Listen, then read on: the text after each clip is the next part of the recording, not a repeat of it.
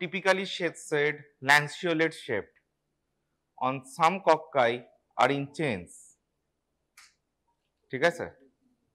Staphylococcus generally আমার কি থাকছে আঙুরের থোকার মতো grape like structures. Why? They are multiply in many planes, tuck, tuck, tuck, tuck, tuck, tuck, tuck, 3D. But in strepto, when in chains, they are multiply in only one plane, tuck, tuck, tuck, tuck, only single plane. Okay, so that's why they forming in chain pattern. That is basically streptococcus.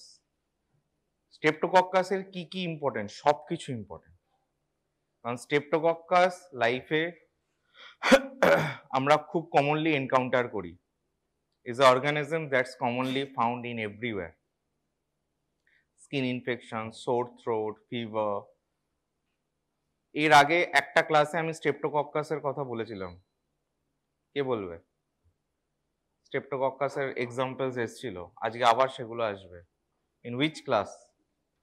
Probably my last class. কি class ছিল সেটা? Auto immunity, acute rheumatic fever, glomerulonephritis, এগুলো আবার আজকে একটু অল্প অল্প আসবে, রাইট? সো স্ট্রেপ্টোকক্কাসের অনেক কিছু গল্প আছে। And what are the most important parts of streptococcus? কি আমাদের পড়তে হবে আগে আমরা সেগুলো জানি। First of all basic features of streptococcus. Second of all one classifications, যেটা দিয়ে আমরা শুরু করব। Will start the class classifications. Be attentive, attention, রেজিস্ট্রেশনটা যেন ভালো হয়, বিকজ স্ট্রেপ্টোকক্কাস খুব ঘাঁটা জিনিস, বই খুলবি ঘেঁটে হয়ে যাবে, ঠিক আছে? গো থ্রু দ্য স্লাইডসটা নিয়ে একটু রিভিশন মারবি। স্ট্রেপ্টোকক্কাস অনেক কিছু ভালো, মানে কি পড়তে হবে না পড়তে হবে একটা ভালো আইডিয়া আসবে। নাহলে তো সিনিয়ররা যেমন এখন বলছে স্যার সব ভুলে যাচ্ছে, সেই জায়গাটা দাঁড়াবে। So conceal with your registrations. And second part কি ছিল মেমোরির? রেজিস্ট্রেশনের পর ভুলে গেছিস? কম্প্রিহেনশন, ম্যাচ করানো, যা যা বলবো প্রিভিয়াস অটো ইমিউনিটির সাথে সেইগুলো যেগুলো আসবে সেগুলোকে ম্যাচ করানো। অ্যান্ড রিকল, বারবার এগুলোকে মনে রাখা, স্লাইডসগুলোকে দেখা, ঠিক আছে? Sorry. So second important part basic features, classifications. ক্লাসিফিকেশনসটা ইজি আছে, বেশি না ঘাবড়ে যেটুকু আছে মানে আমি বলবো সেটুকু জানলেই হবে। ক্লিনিক্যাল ফিচার্স অর প্যাথোজেনিসিটি, কি ক্লিনিক্যাল ফিচার্স করে, রাইট? তারপরে হচ্ছে আমার what are the treatment part, অল্প কিছু আমরা ট্রিটমেন্ট জানবো, ঠিক আছে? And streptococcus there will be 2 classes, because স্ট্রেপ্টোকক্কাসে যদি আমি ইম্পর্টেন্সগুলো দেখি, there are 4 streptococcus we have to go. First is a Streptococcus pyogen, most important part. Second is a Streptococcus pneumoniae. Third is a Agalactiaceae and some Enterococcus. So এই pneumoniae, Agalactiaceae, Enterococcus আমি next ক্লাসে বলবো। আজকে solely আমরা যাব classifications and Streptococcus pyogen। Streptococcus pyogenসটা most important part, ঠিক আছে? So what is this media? This media is called blood agar, ঠিক আছে? If we cultured it Streptococcus, there will be 3 hemolysis, and there are the 3 patterns of hemolysis: alpha, beta, gamma. Hemolysis মানে ব্লাডে কি থাকে? হ্যাঁ, RBCs. তো ও আরবিসিসটাকে এনগলভ করে and হিমোলাইসিন productions করে। হিমোলাইসিনসটা কি করে? ওখানে একটা ক্লিয়ার জোন তৈরি করে। এই ক্লিয়ার জোনের ওপর ডিপেন্ড করে we can divide Streptococcus based on hemolysis in sick blood agar. This is not a human blood agar, sick blood agar. There is a difference between human blood and sick blood. তো যখনই আমরা বলবো সবসময় কি practice করব? sick blood agar. যদিও আমরা এখানে হিউম্যান ব্লাড ইউজ করি, হিউম্যান ব্লাডে আমার দেখা যায়, but better to say always sick blood agar, ঠিক আছে?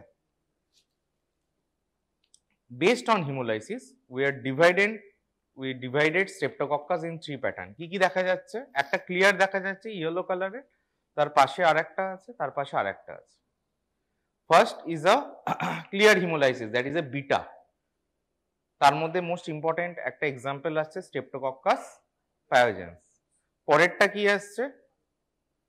মিডিয়াম একটা haemolysis, this called alpha, example strepto pneumoniae. And লাস্টেরটা একদম ইনকমপ্লিট বা পার্শিয়াল বলতে পারো, বা গামা হিমোলাইসিস বা হয়ই না। মাঝেরটা হচ্ছে alpha hemolysis is a partial hemolysis, gamma hemolysis হচ্ছে none, that is streptococcus faecalis বা এটাকে বলে এন্টারোকক্কাস। ঠিক আছে, this is the most important classification, basics. এর উপরে একটু রং চড়িয়ে আমরা এইটাকে বলতে পারি। ঠিক আছে, তাহলে গ্রাম পজিটিভ অর্গানিজম আমি একটা কি পেলাম, কক্কাই। এটাকে আমরা ফার্স্ট কি করব, একটা টেস্ট করব। Basic test of a gram positive organism is a catalase test. Basic, gram পজিটিভে বেশি ঝামেলা নেই, খুব there are few tests we have to do, and most important basic test কি, ক্যাটালিস টেস্ট। খুব ইজি, টাক করে একটু কলোনিটা নিলে একটা কভার স্লিপে সেটাকে আমি হাইড্রোজেন পারঅক্সাইডে দিয়ে দেবো। ও যদি ক্যাটালিস টেস্ট পজিটিভ হয়, ক্যাটালিস ওখানে এনজাইমটা থাকে, ও ভুরভুর করে গ্যাস প্রোডাকশন করবে। ভাই ঘুমাস না, শোন, কাজে দেবে, বুঝেছিস? চোখে মুখে একটু জল দে, কয়েকটা কথা শোন, কাজে দেবে। নিচে ক্লাস করলে ঘুমটা খুব ভালো হয়, তাই না? So catalase test is depends upon, we divided two part. One is a streptococcus and another is a staphylococcus. Catalase negative মানে কিরে, আমার ক্লাসের ছেলেগুলো কোথায় বল, কিরে বলবি তো? সব তো বলেছিল। ক্যাটালেজ নেগেটিভ আমার যদি হয়, that is a chain forming bacteria, that is comes under streptococcus, this one. আমি গ্রাম পজিটিভ অর্গানিজম পেয়েছি, ক্যাটালেজ করলাম, নেগেটিভ হলে স্ট্রেপ্টোকক্কাস, আর যদি এখানে আমার পজিটিভ হয়, this comes under staphylococcus. Basic, ঠিক আছে? Staphylococcus is a cluster forming bacteria and streptococcus is a chain. এরপরে এবার আমরা আসছি অ্যাজ পার কি, growth in blood agar. Blood আগারের গ্রোথ দেখে আমরা এটাকে তিনটে ভাগে ক্লাসিফাই করতে পারি। কি কি বললাম বলো? Beta, alpha, gamma. কেন বিটাটা আগে? It is a complete hemolysis, alpha is a partial hemolysis, gamma is a none, no hemolysis. ঠিক আছে, হয়ে গেল। দিস ইজ না বেসিক স্টেপস। আফটার দ্যাট যেটা বিটা হিমোলাইসিস হচ্ছে, সেটাকে আমরা ওখানে একটা ওটার সেন্সিটিভিটি ডিস্ক বসাবো। we put an sensitive disc on a AST plate. অ্যান্টিবায়োটিকটার নাম কি? ব্যাসিট্রেসিন। কি নাম? ব্যাসিট্রেসিন। if it's a ব্যাসিট্রেসিন sensitive, then it is a streptococcus pyogen. ঠিক আছে, ব্যাসিট্রেসিন sensitive, this is streptococcus pyogen. if it is a ব্যাসিট্রেসিন resistant, other than beta hemolytic streptococci, কারণ এটা আমার beta haemolytic স্ট্রেপ্টোকক্কাই এর মধ্যে পড়ছে, other beta hemolytic streptococci except streptococcus pyogen. Clear? Come into alpha hemolysis. This is a partial one. Partial hemolysis এও এখানে একই গল্প, but we put on a different antibiotic disc. What is the name of that antibiotic? Optocin. ঠিক আছে, অপটোজিন যদি sensitive হয়, then it is called স্ট্রেপ্টোনিউমোনি। যদি resistant হয়, then it is called strepto viridans. Come into now gamma haemolysis. This is streptococcus faecalis বা enterococcus. গল্প শেষ। This is a very সহজ একটা চার্ট, যেটা মনে রাখা খুব ইজি। এইটা বলতে পারলেই অনেক। এরপরে দুটো আমি অ্যাড অন করবো নেক্সট স্লাইডে, but this is a very very basic. না, গ্রোথ তো সবেতেই দেখা যাবে। ইটস ডিপেন্ড আপন, গ্রোথ তো এটাতেও আছে, এটাতেও আছে, এটাতেও আছে, but it depends upon what? Haemolysis. একটা জোন ক্রিয়েট হবে, যেটা আমি দেখতে পারবো। ব্লাড আগারের মধ্যে হিমোলাইসিনটা এসে সেটাকে ব্লাড আগারটাকে খেয়ে নিচ্ছে। কে কত ভালো খাচ্ছে, কার এনজাইমটা কত ভালো কাজ করছে, beta haemolysis, alpha haemolysis, gamma hemolysis. Clear এই চার্টটা সকলের? খুব ভালো চার্ট এটা। একই গল্প, একটু রং চড়ানো আছে, ঠিক আছে? অক্সিজেন রিকোয়ারমেন্টের ওপরে খুব স্বাভাবিক, ব্লাড আকারে যারা গ্রো করবে সেখান থেকে তারা অ্যারোবিক উইথ অক্সিজেন গ্রো করছে। তাহলে একটা সেই জন্য আমরা গ্রাম পজিটিভ কক্কাই একটা অ্যারোবিক নিয়েছি আর একটা অ্যানারোবিক আছে পেপটোস্ট্রেপ্টোকক্কাই। ভুলে যাও, তুমি ক্যাটালেস দিয়ে ওই ক্লাসিফিকেশনটাও আসতে পারে। Beta haemolysis, alpha haemolysis, gamma haemolysis. Alpha haemolysis, incomplete haemolysis, strepto viridans, strepto pneumoniae হয়ে গেল। একই জিনিস বলেছিলাম আমরা আগের স্লাইডে। নাও এখানে এবার গামা হিমোলাইসিস, নো হিমোলাইসিস, এন্টেরোকক্কাস ফিকালিস, গল্প শেষ। এই দুটো নিয়ে কোনো গল্প নেই। এবার এখানে একটা গল্প আছে on beta haemolysis, Lancefield grouping, carbohydrate antigen present on cell wall. স্টেপ্টোকক্কাসের পাইজেনের এখানে কি বলছে যে কার্বোহাইড্রেট অ্যান্টিজেন আছে সেল ওয়ালে, সেটার উপরে বেস করে ল্যান্সফিল্ড বলে একজন ভদ্রলোক এটাকে টোটাল A2U, টোটাল 21টা সেরোটাইপসে ভাগ করেছে। ঠিক আছে? Group A, that is A2U, 21 groups. Based upon what? This is called carbohydrate antigen on the cell wall. ঠিক है? তারপরে আবার গ্রুপ A কে, শুধু গ্রুপে, গ্রুপ এখানে কি A থেকে U ছিল টোটাল 21টা, শুধু গ্রুপের গ্রিফিথ এখানে এমটিআর প্রোটিনের ওপরে 100 টাইপসের ওপরে ভাগ করেছে। তাহলে আমি যদি ব্যাপারটাকে আবার রিক্যাপিচুলেট করি, they are based on the haemolysis streptococcus, catalase positive, catalase negative. Catalase negative হলে অন চেঞ্জ আছে alpha, beta, alpha, gamma haemolysis. Beta হিমোলাইসিসের মধ্যে আমার bacitracin positive, bacitracin sensitive. Bacitracin positive হলে সেটা হলো আমার স্ট্রেপ্টোকক্কাস পায়োজেন, নেগেটিভ হলে দ্যাট ইজ, হ্যাঁ, ব্যাসিট্রেসিন নেগেটিভ হলে আদার দ্যান বিটা স্ট্রেপ্টোকক্কাই। এবারে যেটা হচ্ছে আমার তার মধ্যে আমার ল্যান্সফিল্ড একটা based on carbohydrate present on the antigen cell wall, a group A to U, there are 21 serogroups. তারপরে আমি যদি গ্রুপ এটাকে ফোকাস করি, গ্রিফিথ এসে সেখানটাকে মোর দ্যান 100 সেরোটাইপস, ব্যাস, that's it. Alpha haemolysis, gamma hemolysis is same. Alpha hemolysis is a partial hemolysis, optocin sensitive, optocin negative, resistant. Optocin sensitive is কি? Streptopneumoniae. Optocin resistant is a Viridans streptococci, and gamma hemolysis is the only one you have to remember, that is a Streptococcus faecalis was Enterococcus. ঠিক আছে? This classification is very important, comes in theory, comes in viva, comes in everywhere. Okay?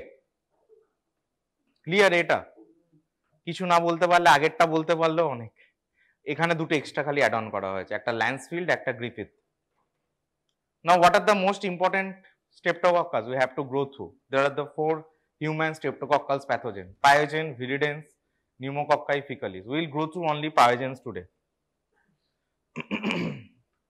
What are the general characteristics of streptococci? So this is a gram positive spherical and ovoid cocci arranged in long chain, commonly in pairs, non-spore forming, non-motile, can form capsules, facultative anaerobe. Most parasitic forms are fastidious and requires enriched media.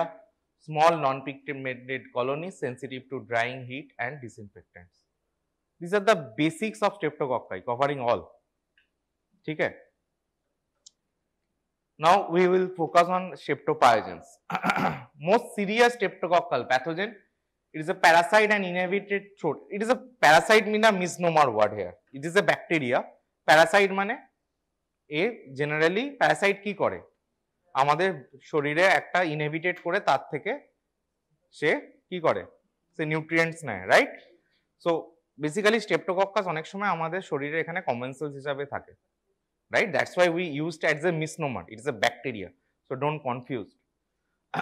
And inhabited throats, nasopharynx and occasionally skin. ठीक है? Now morphology, this is a gram positive spherical ovoid cocci arranged in long chains, non-motile, can form capsules. The morphology part is very important. না এবারে কোন কোন part গুলো খুব important আমি সেটা বলে দেবো, সেগুলো মনে রাখার চেষ্টা করতে হবে।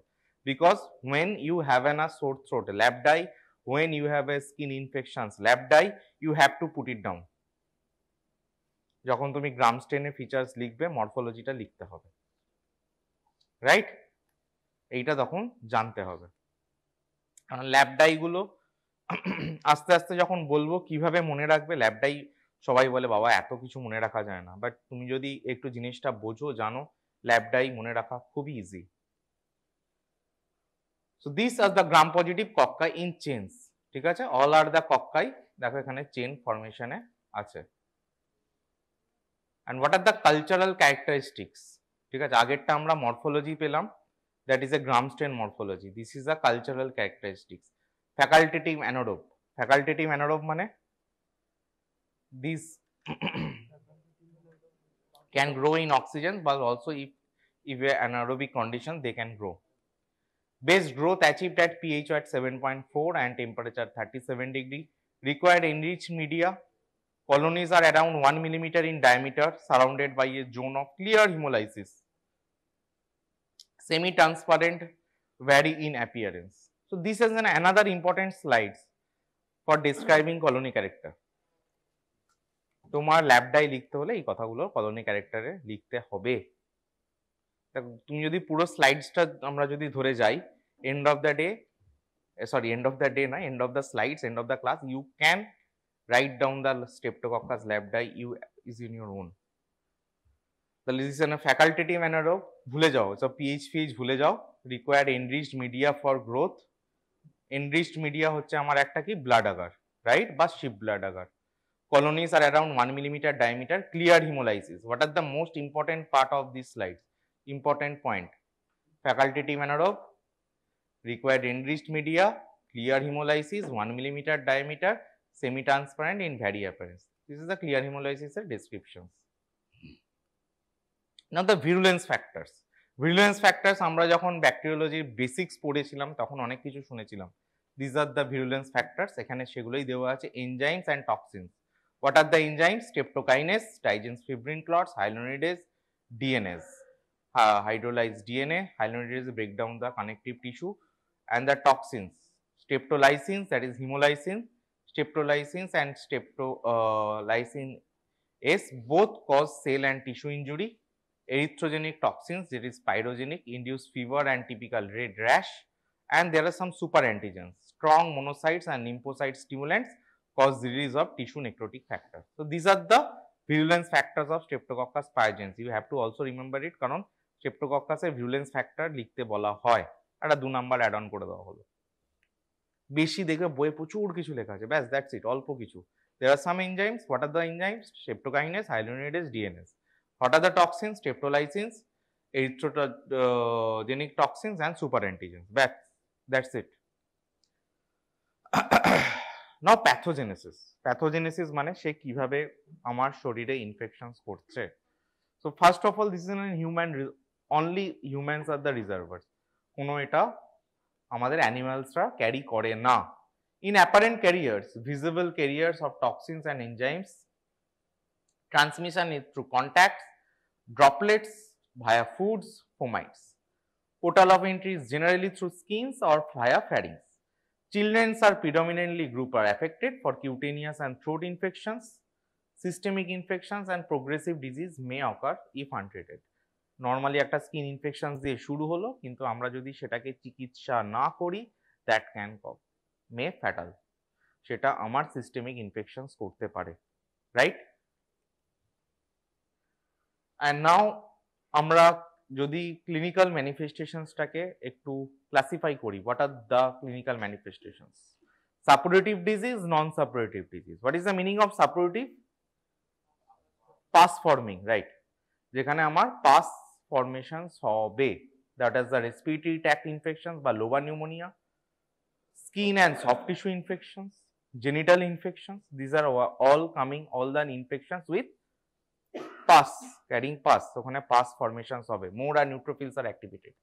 And another is a non-suppurative infection, যেখানে পাসের কোনো গল্প নেই, নিউট্রোফিলসের কোনো গল্প সেখানে অতটা নেই, সেটা হবে ভায়া লাইক অটো ইমিউনিটি পিকচার্স। আমার সেখানে ওই সিমিলারিটি চলে আসবে, আমার বডির ইমিউন সিস্টেম অ্যাক্টিভেটেড হবে, and antibody will come into the picture, they damage rest of the things. That is non-suppurative sequelae, acute rheumatic fever and acute glomerulonephritis.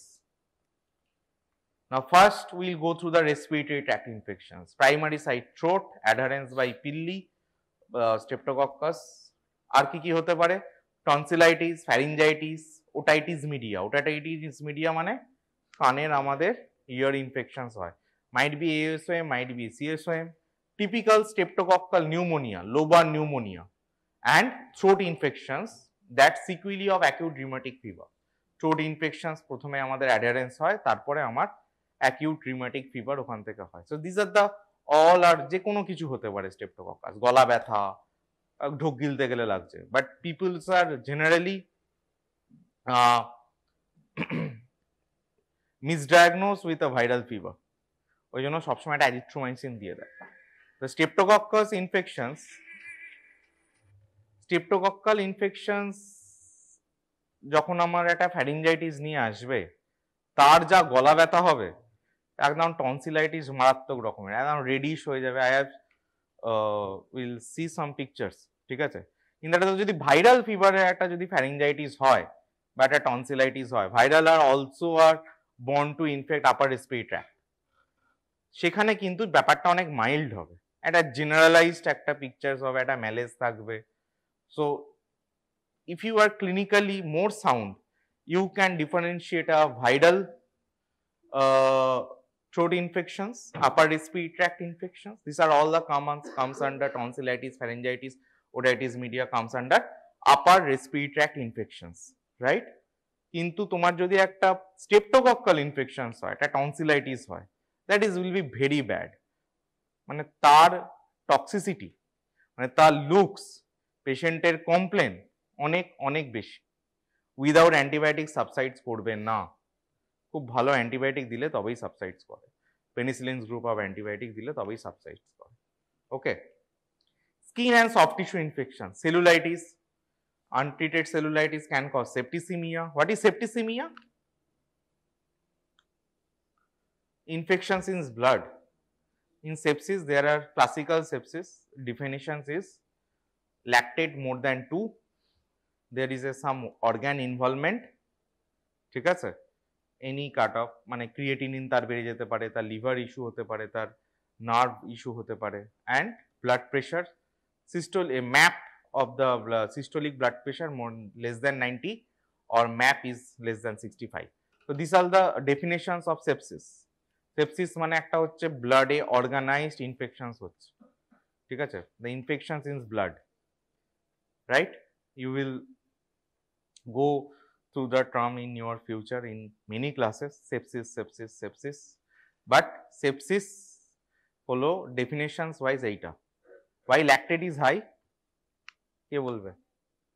Lactate is more than 2 as per sepsis guideline. Exactly. Oxygen penetration sepsis A blood pressure কমে যায়, oxygen আমার পৌঁছায় না, তাই anaerobic glycolysis হয়, তাহলে lactate পাথওয়েটা আমার বেড়ে যাবে, তাহলে ল্যাকটেট প্রোডাকশনস হবে, right? So this is sepsis. Erysipelas, diffuse infection, superficial lymphatic, older patients, impetigo, skin lesions, children lead to sequelae of acute glomerulonephritis. This is an image of a cellulitis. একদম এটা আরো এটা colour picture ছিল, black and white হয়ে গেল কেন? তো তোদের কাছে কি দেখাচ্ছে, কালার আছে না ব্ল্যাক অ্যান্ড হোয়াইট হয়ে গেছে? ব্ল্যাক অ্যান্ড হোয়াইট হয়ে গেছে, whatever. So this looks like typically very red. How will you diagnose a cellulitis? The cellulitis comes with না পায়ে প্রচন্ড সোয়েলিং, ব্যথা, আর তুমি যদি ওখানে টাচ করো, that is red hot compared to other generally অনেক পেশেন্ট আমাদের কাছে সোয়েলিং নিয়ে আসে, তো দেয়ার আর সাম ডিফারেন্সিয়াল ডায়াগনোসিস, আচ্ছা বাইল্যাটারাল পেডাল ইডিমা না ইউনিল্যাটারাল পেডাল ইডিমা। যদি দু পায়ে থাকে তাহলে আমাকে ভাবতে হবে হার্ট ফেলিওর হতে পারে, লিভারের ইস্যু হতে পারে, কিডনির থেকে প্রবলেম হতে পারে। কিন্তু একটা পায়ে যদি ব্যথা আসে, তাহলে যদি পেশেন্টের পাটা গরম লাগে তাহলে বুঝতে হবে এটা সেলুলাইটিস হওয়ার চান্স বেশি। And one of the another most important DD, differential diagnosis, is a deep brain thrombosis. Deep brain thrombosis, হ্যাঁ DVT। DVT মানে প্রলং বেড রেস্ট বা হোয়াট এভার, আরো প্রচুর করণস হতে পারে। তোমার ব্লাড ভেসেলসে ক্লট জমে গেছে, সাপ্লাই কমে গেছে, তাহলে তারও সেখানে সোয়েলিং হবে। ঠিক আছে, সো সেলুলাইটিস তোমার কাছে যদি আসে, diabetic patients are more, I have 3 to 4 patient, long time তাদের অ্যান্টিবায়োটিক দিতে হয়। ঠিক আছে, so this are the cellulitis. Necrotizing fasciitis, M type and 1,3 forming pyrogenic exotoxin say high fatality. Necrotizing ফ্যাসাইটিসের একটা পিকচার একটু পরে দেখাচ্ছি। This are flesh eating bacteria, patient go into the shock, sepsis and can cause DIC. What is DIC? ঠিক আছে, treatment with penicillin not effective, তখন vancomycin is a drug of choice in life threatening infection, অনেক higher antibiotic লাগে। তো this is an আইতে এটা colour picture এসছে। Effect of flesh eating bacteria, cells গুলোকেও খেতে শুরু করে, স্ট্রেপ্টোকক্কাস। ঠিক আছে, genital infections normally inhabitants to the female vagina tela, puerperal sepsis, ওখান থেকেও আমার অনেক সময় পেশেন্টসরা হোয়াইট ডিসচার্জ যেগুলো নিয়ে আসে সেখান থেকে পিউপেরিয়াল সেপসিস হতে পারে। Now comes non suppurative infections, that is a what? Acute rheumatic fever. Acute rheumatic fever, site of infection throat. পেশেন্টসদের অ্যাকিউট রিউম্যাটিক ফিভার হলে প্রথমেই তাদের আগে একটা হিস্ট্রি নিতে হয়। কি হিস্ট্রি সেটা? তোমার কি গলা ব্যথা হয়েছিল বা জ্বর হয়েছিল কয়েকদিন আগে? তখন পেশেন্ট বলবে হ্যাঁ আমার গলা ব্যথা হয়েছিল, জ্বর হয়েছিল, যদি পেশেন্ট ঠিকঠাক হয়। নাহলে বলো হ্যাঁ বাবু আমার তো জ্বর লেগেই থাকে, প্রতিদিন রাতে জ্বর আসে। That not kind of history. 99% patient তোমার জ্বর, হ্যাঁ বাবু প্রতিদিন রাতে জ্বর আসে, গা তো ঠান্ডা, বলছে না রাতে জ্বর আসে, লে হালুয়া। ঠিক আছে, so that not kind of history, you have to be more specific, গলা ব্যথা হয়েছিল কিনা, গলা ফুলেছিল কিনা, সেই রকম kind of history, that is a site of infections of throat. Prior sensitization is essentials, মানে এই অ্যাকিউট রিউম্যাটিক ফিভার হতে গেলে আগে তোমাকে এখানে ইনফেকশনস হতেই হবে। Any kind of serotype cause this acute rheumatic fever, and this is totally by the immune response. এটা হচ্ছে না কেন? কার হাই তুলছে এতটা? Marked immune response, unaffected complement level, genetic susceptibility present, repeated attack common, penicillin prophylaxis is essential. এখানে আমাকে কন্টিনিউয়াস পেনিসিলিন দিতে হয়, বিকজ এটা ইনফেকশনসটা অনেকটা থাকে, এবার লাইফ লং, মাসের 21 দিনে একটা করে পেনিসিলিন জি ইনফেকশনস লাগে। Acute glomerulonephritis, site of infections throat, prior sensitisations not necessary, এটা ডাইরেক্ট ইনফেকশনসটা হতে পারে। This are the serotypes. Moderate immune response, complement level lowered, genetic susceptibility absent, repeated attacks absent, penicillins prophylaxis is not indicated. আগেরটা আমরা কি দেখলাম? Repeated attack is common, that's why পেনিসিলিনটা আমরা কমনলি দিয়ে থাকি। অ্যাকিউট রিউম্যাটিক ফিভারে দেখবে patients are giving penicillin G 21,000 intramuscular every 21 days. Why? Because the repeated attack. অনেকে ট্যাবলেটও খায় daily. But in case of acute glomerulonephritis এইটা কিন্তু হয় না, তাই রেকারেন্ট সবেতে দেওয়া হয় না। ইউ মে বি আস্কড, কেন এটাতে আমার পেনিসিলিন জি লাগে, কেন এটাতে লাগে না? ঠিক আছে, তোমরা this is a kind of মেডিসিনের ক্লাস, তোমাদের সাথে আমি এটা কনজয়েন্ট করাচ্ছি। নাও কে বলবে এগুলো? 7-year-old girl, fever with severe sore throat, bilateral enlarged tonsil and exudates. What investigations will do? What culture plate you will see use? কোন কালচার প্লেট ইউজ করবে? আগে বলো এটা কি কেস? একটা 7 বছরের মেয়ে তোমার কাছে এসছে গলা ব্যথা নিয়ে, জ্বর, তাহলে এটা কি ডায়াগনোসিস? সোর থ্রোট, তাই তো?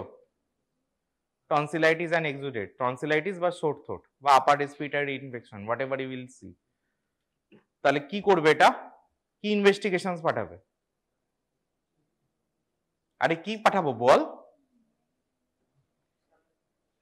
স্যালাইভা? থ্রোট সোয়াব বল, একটু ভালো করে কথা বল। আমরা থ্রোট সোয়াব পাঠাতে পারি, হ্যাঁ। কাশি হলে স্পুটাম পাঠাবো, কিন্তু আমার গলায় যদি ইনফেকশন হয় টনসিলে, ওখানে সাদা সাদা প্যাচ দেখতে পাচ্ছিস, স্পুটাম পাঠিয়ে লাভ হবে? লাভ হবে না। তাহলে আমি একটা থ্রোট সোয়াব পাঠাতে পারি, ঠিক আছে। কিছু যদি ব্লাড টেস্ট থাকে, আমি ব্লাড থেকে কিছু টেস্ট নিয়ে দেখতে পারি, তাই তো। আর দেন আমি যদি থ্রোট সোয়াব পাঠাই, কোন কালচার মিডিয়া ইউজ করব? There are many culture media. Culture media class হয়েছে আলাদা করে? কালচার মিডিয়া হয়তো আমরা পড়াবো, ঠিক আছে। তো মিনি কালচার মিডিয়া আমরা থাকে, তো আমরা এখানে ইউজ করব কি, একটা কথা বলেছিলাম, এনরিচড মিডিয়া, মানে যেখানে আমার নিউট্রিশাস ভরপুর রয়েছে। Name of one enriched media, blood agar, একদম। তাহলে আমার কোন কালচার মিডিয়া ইউজ করব? Blood agar. তাহলে কি পাঠাবো? This are the answer, throat swab নিয়ে আমি কালচার মিডিয়া কি কাজ ইউজ করব? Better to use sheep blood agar. Now there is another media is used, this is transport media. Any samples তোমার যখন ল্যাব দূরে আছে, পেশেন্টের স্যাম্পেল এখান থেকে নিলে ধরো একটু দূরে পাঠাতে হবে, মাঝের যে সময়টা, সেই সময় ট্রান্সপোর্টের সময় একটা মিডিয়া লাগে, আদারওয়াইজ স্যাম্পেলটা যেতে যেতেই, এখানে এত 45 ডিগ্রি সেন্টিগ্রেড গরম, যেতে যেতেই স্যাম্পেলটা আমার নষ্ট হয়ে যাবে। That's why you are using some transport media. এখানে আমার কি নাম? সেটা পাইকস মিডিয়াম, ঠিক আছে। কিছু কিছু অর্গানিজমের আমাদের ট্রান্সপোর্ট মিডিয়া মনে রাখতে হয়, যেমন এইখানে আমার এলো একটা কি, ফার্স্ট স্পাইকস মিডিয়াম। না এবারে আমি কি করব? স্যাম্পেলটা আমার কাছে ল্যাবে এলো, তাহলে আমার একটা থ্রোট সোয়াবে আমি ফার্স্টে একটা ডাইরেক্ট স্মিয়ার দেখব। What are the advantage of direct smear? কে বলবে? বলেছি, বল, এই বল। ডাইরেক্ট স্মিয়ারে আমি কি পাবো? হ্যাঁ,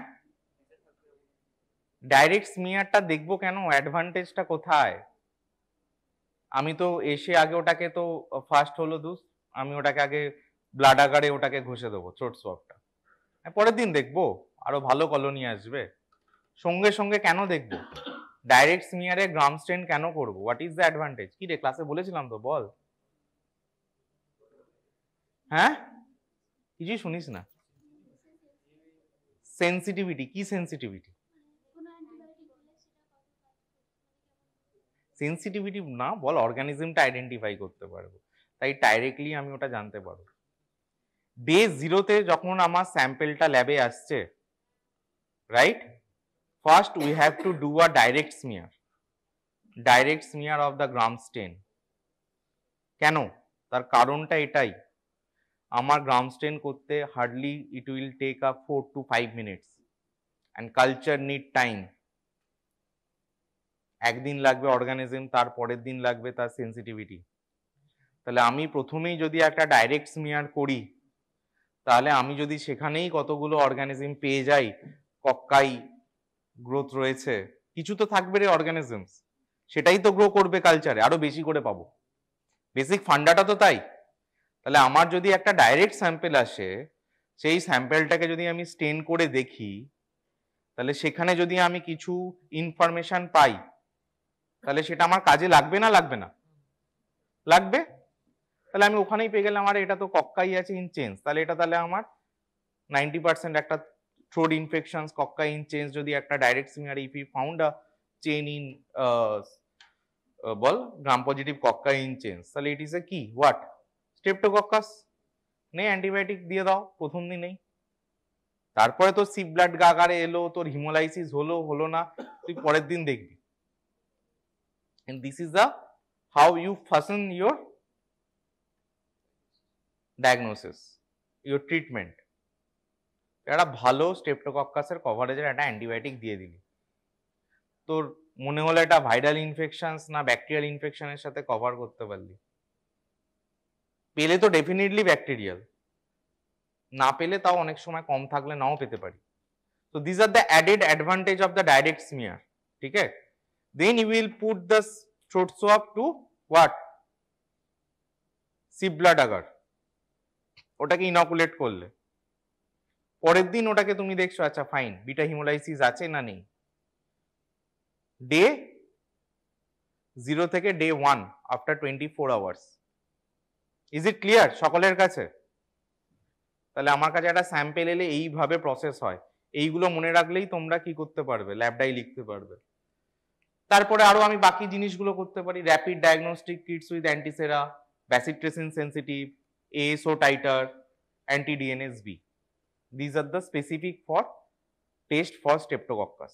কি কি স্পেসিফিক টেস্ট? তিনটে, rapid diagnostic kits with specific antisera, bacitracin sensitive আছে কি নয় যদি আমার বিটা হিমোলাইসিস হয়, another is a ASO titer and another is a anti DNHB। ব্যাস, স্ট্রেপ্টোকক্কাসের আর বেশি টেস্ট নেই, এইটুকুনি জানলেই হবে। Clear? Next, 9-year-old girl, fever and sore throat. On throat culture, that is a group A streptococci. On examinations, pain and tender swelling of palpable effusion of the right knee. Culture of aspirate is negative. তার মানে পেশেন্টটা কি এসছে, আগে একটা throat infection হয়েছিল, throat কালচারে স্ট্রেপ্টোকক্কাই already positive, তোমার কাছে একটা নি জয়েন্ট সোয়েলিং নিয়ে এসছে। What are the most important নি joint swelling in our country? সবচেয়ে বেশি পেশেন্ট ব্যথা নি জয়েন্ট সোয়েলিং কি নিয়ে আসে? কি? অস্টিওআর্থারাইটিস। বাবু আমার হোঁটোর ব্যথা ভালো হচ্ছে না, এবার গাবদা পেশেন্ট এলো, ফোলা পেশেন্ট, ঠিক আছে, তার হাঁটু ব্যথা নিয়ে কান্নাকাটি জুড়ে দিল, অমুক ডাক্তারের কাছে গেছি, তমুক ডাক্তারের গেছি, ভালো হচ্ছে না, আপনার নাম শুনেছি, আপনার কাছে এলাম। তুইও বলবি কি আমিও ভালো করতে পারবো না? That is not curable. প্রতিদিন এরকম 10টা পেশেন্ট আমার কাছে আসে, আমি ওকে একই গল্প দিই, ভাই এটা ভালো হবে না, তুই আমার নামে আমার গিয়ে বদনাম করবে, ডাক্তারের কাছে ভালো হবে না। ঠিক আছে? Osteoarthritis cannot be cured, it can be maintained first of all. ঠিক আছে? কারণ এটাতে হাঁটু ক্ষয়ে যায়, এটা ভালো হয় না। পেশেন্ট যদি একটু লাইফস্টাইল মডিফিকেশনস করে, কিছু ওষুধ নেয়, ব্যথা কম থাকে, সুস্থ থাকে। কারণ আমাদের এখানে ম্যাক্সিমাম হচ্ছে সবাই মাঠে ঘাটে যায়, দে আর ইউজিং ইন্ডিয়ান টয়লেটস, আর হাঁটুর ওপরে চাপ পড়বে, ব্যথা হবে। ঘরে তো সবার কাজের লোক থাকে না, সবাই নিজেই ঝাঁট দেয়, ঘর মোছে, হাঁটু মুড়বে, ব্যথা হবে। So you can't treat this kind of patients. Malpractice, we are giving steroids, pain killers for a long time. তাতে কি হচ্ছে, ব্যথা চলে যায়। পেশেন্ট ভগবান, কিন্তু এই ডাক্তার ভগবান হয়ে গেল, আয় ব্যথা কমিয়ে দিয়েছে, কিন্তু পেশেন্টের যে কি যাচ্ছে সেটা তারাই জানে। পেশেন্ট এরকম ফুলে যাবে স্টেরয়েড পেয়ে পেয়ে। ঠিক আছে? So this is the osteoarthritis present with a new swelling. ওখানেও কালচার নেগেটিভ থাকবে। আর তোমার এখানে যেটা আসছে cultures of aspirate is negative, তাহলে এখানে একটা তো প্রশ্ন আসতে পারে, this is in a case of what? Streptococcal infections, right? তাহলে আমার তো এখানে হাঁটুতে যদি আমার সোয়েলিং নিয়ে আসে, তাহলে তো পজিটিভ থাকার কথা। কে বলবে এটা পজিটিভ নয় কেন? এটা পজিটিভ নয় কেন? These are streptococcal infections. Patient coming with a knee joint swelling. Infections was throat.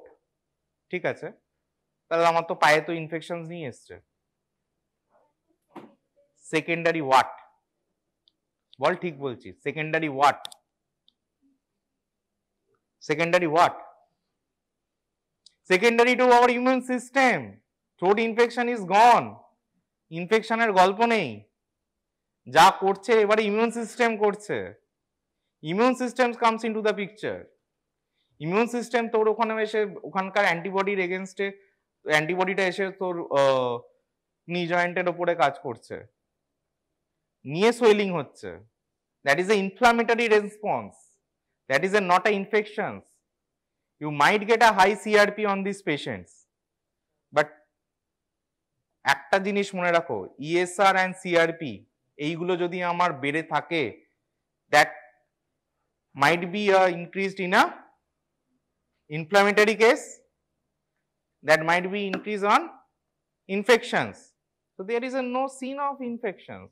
This is an inflammatory procedure after streptococcal infection. বোঝা গেল? যদি কালচারে তুই positive pass, so that's come another diagnosis. সেটা হচ্ছে septic arthritis, infections in bones, infections in joints, sorry bones, infections in joints, that is called what? Septic arthritis. But this is an inflammatory procedure but after the post streptococcal infections by your immune systems. Clear এটা সবার কাছে? Murmur heart at cardiac apex, হার্টকে involve করবে, whole body involve হবে, right? Rheumatic heart disease, তার valve involve হয়ে যাবে। Mitral stenosis most common, mitral rearrhythmias, MR most common. Diagnosis, তাহলে this is a what is the diagnosis? Post streptococcus acute rheumatic fever, ঠিক আছে? And what are the investigations of choice in this case? কি করব আমরা? Blood culture করলে পাবো? পাবো না। সোর্স থ্রোট ভালো হয়ে গেছে, থ্রোট সোয়াব করলে পাবো? পাবো না। কিন্তু একটা জিনিস পাবো, দ্যাট ইজ ASO টাইটার। পেশেন্টের অ্যান্টি স্টেপটোলাইসিন অ্যান্টিবডি এটা হচ্ছে আমার হাই থাকবে, ঠিক আছে? By the diagnosis of ASO titer we can diagnose it, okay, this patient is suffering from rheumatic fever. Only these cases only ASO is indicated, otherwise নয়। মুড়ি মুড়কির মতো আমরা ASO লিখি না যদি টিপিক্যাল হিস্ট্রি থাকে। পেশেন্টের জয়েন্ট সোয়েলিং একটা ভালো হচ্ছে, আবার একটা জয়েন্ট সোয়েলিং ধরছে, ঠিক আছে? And CRP is also high. Last case, 7-year-old boy, skin infections, 5 days later, colored urine, pitting edema. Colored urine means reddish colored urine. Pitting edema মানে টাচ করলে সেটা এরকম ডিপ্রেসড হয়ে যাবে, that is a pitting edema. Elevated blood pressure, 4+ proteinuria, elevated serum creatinine. What is your diagnosis? কি diagnosis এটা বল?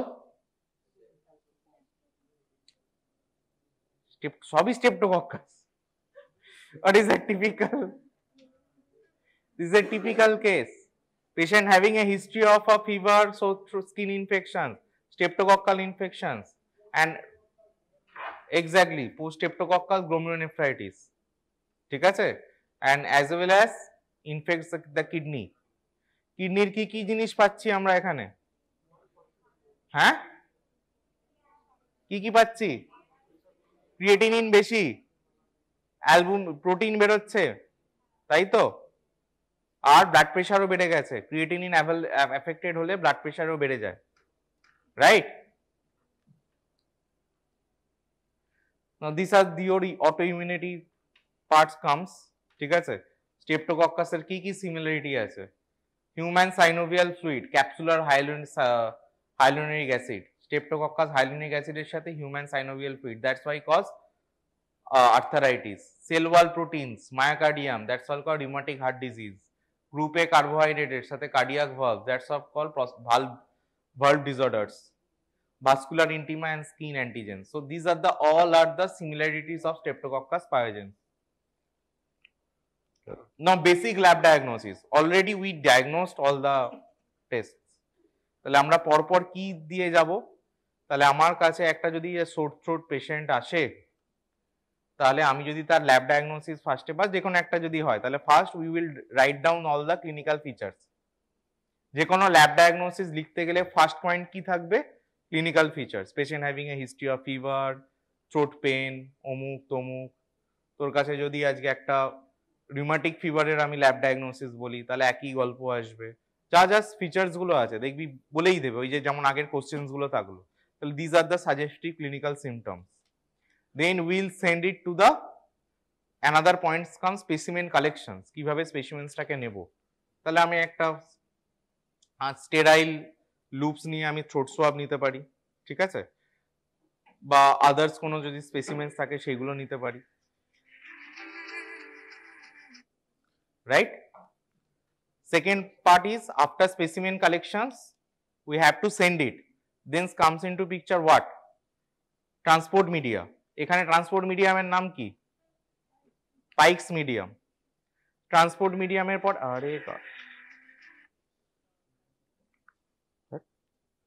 Transport মিডিয়ামের পর কি আসছে আমার? Day 0 in lab, direct smear, তাই তো? ডিরেক্ট স্মিয়ারে আমি কি করছি? গ্রাম স্টেন। গ্রাম স্টেনে এবার আমি কি লিখবো? মরফোলজি গুলো দেখবো। Gram positive cocci in chain or pair whatever, সেইটা গেল হয়ে। নেক্সট আমার কি আসবে? Culture media will inoculate into a কি কালচার মিডিয়া? নাম বল, তোরা বলবি তো। Sheep blood agar, enrich media. Day 0 গল্প শেষ।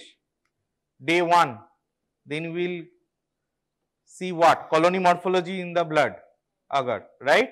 তাহলে কলোনি মরফোলজি স্লাইডটা এসে গেল, ওইটা ঝপঝপ ঝপ করে লিখে দিবি, হিমোলাইসিস, বিটা হিমোলাইসিস, ঠিক আছে, পিএইচ ফ্যাকাল্টেটিভ অ্যানারোবিক, ওই সব কথাগুলো লিখে দিলি, ঠিক আছে।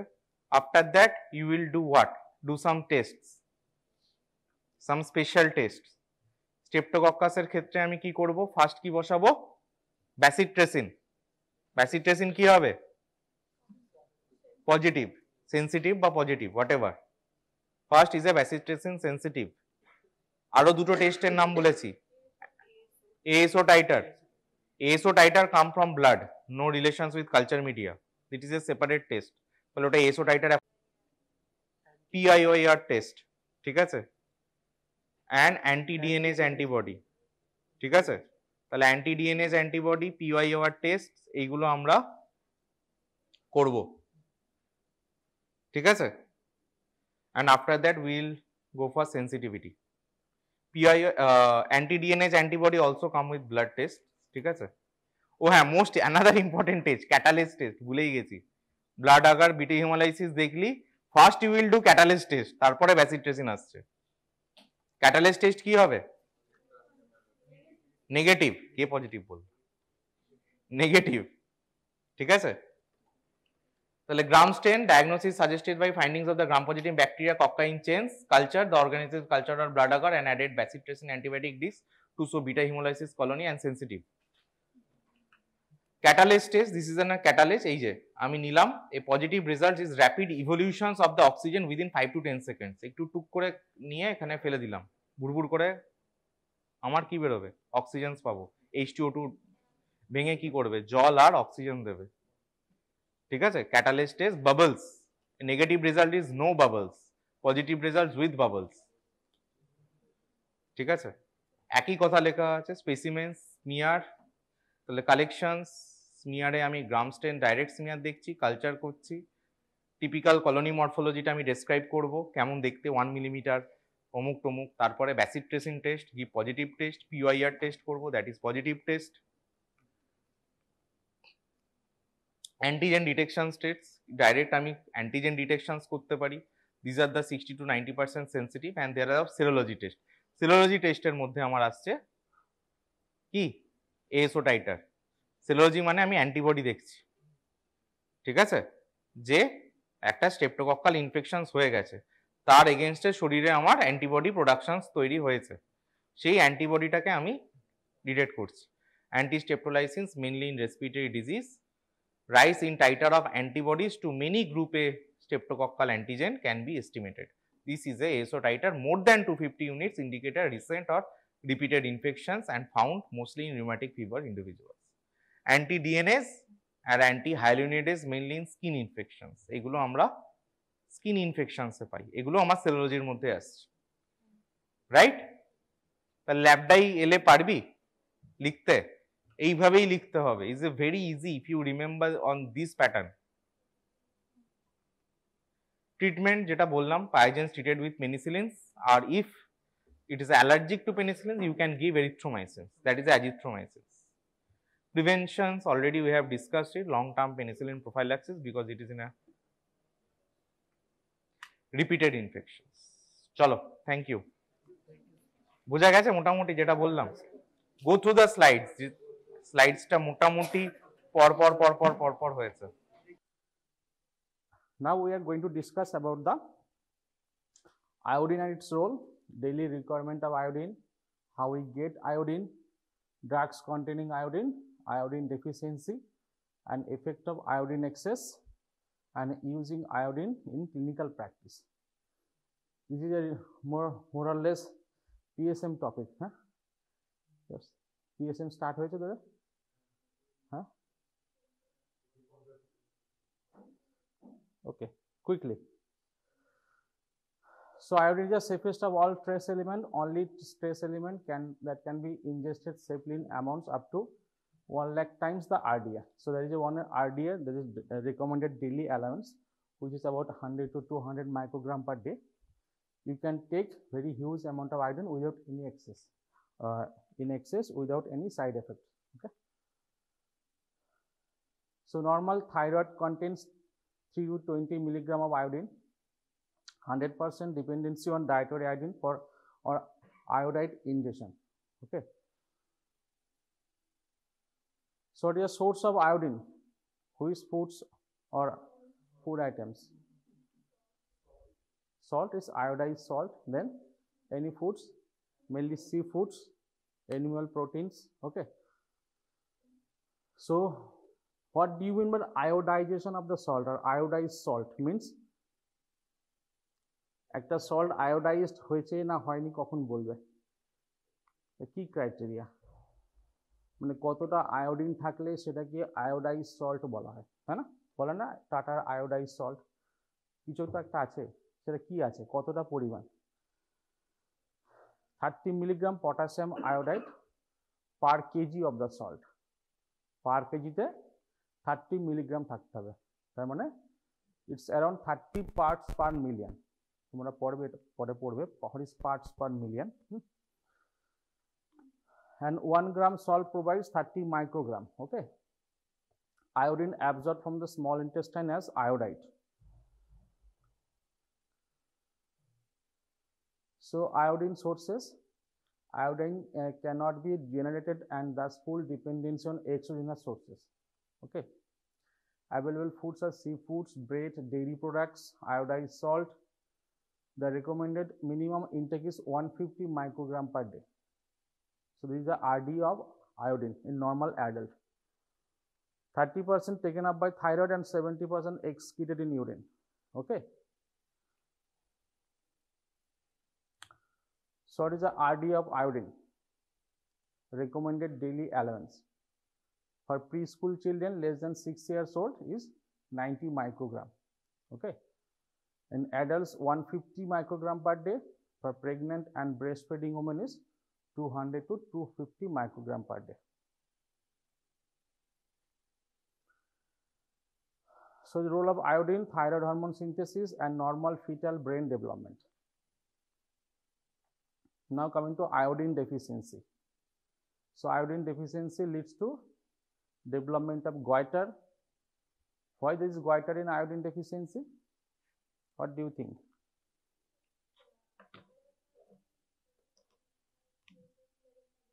Yes, TSH level বাড়লে কি হবে?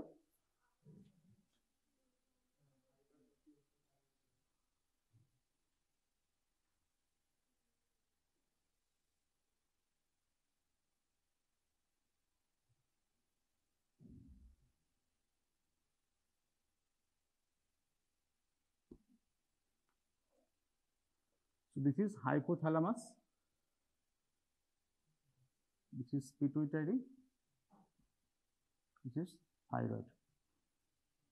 So this is hypothyroid, hypothalamo-pituitary thyroid axis. So hypothalamus release which hormone?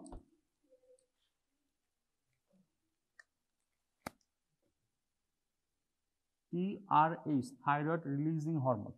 Okay. It stimulates production of TSH from anterior pituitary, and TSH stimulates thyroid to produce T3 and T4. Okay. And there is negative inhibition of the thyroid and hypothalamus. Whenever there is excess TSH, it stimulates the thyroid not only for hormone production, it also increases its mass, total mass. So if thyroid TSH is high, the thyroid gland become enlarged. This is called goiter. Okay.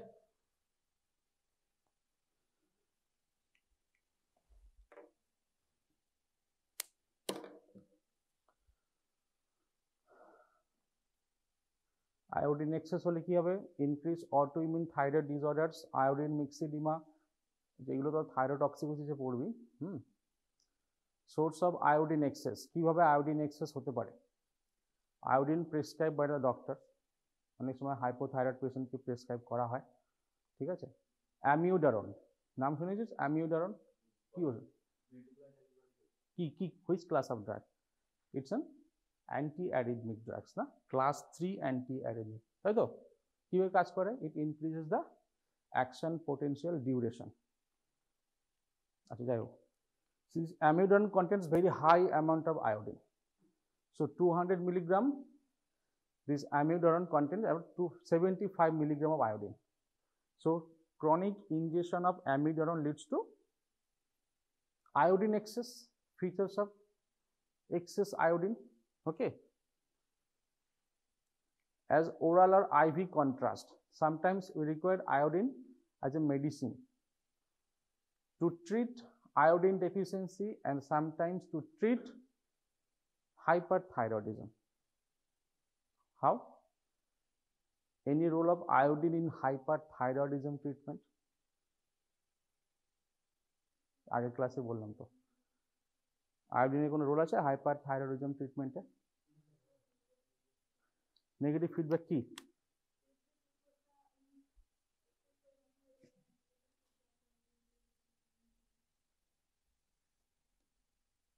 So there is a channel called sodium iodide symphoter, है ना? Iodide এলো, ঠিক আছে?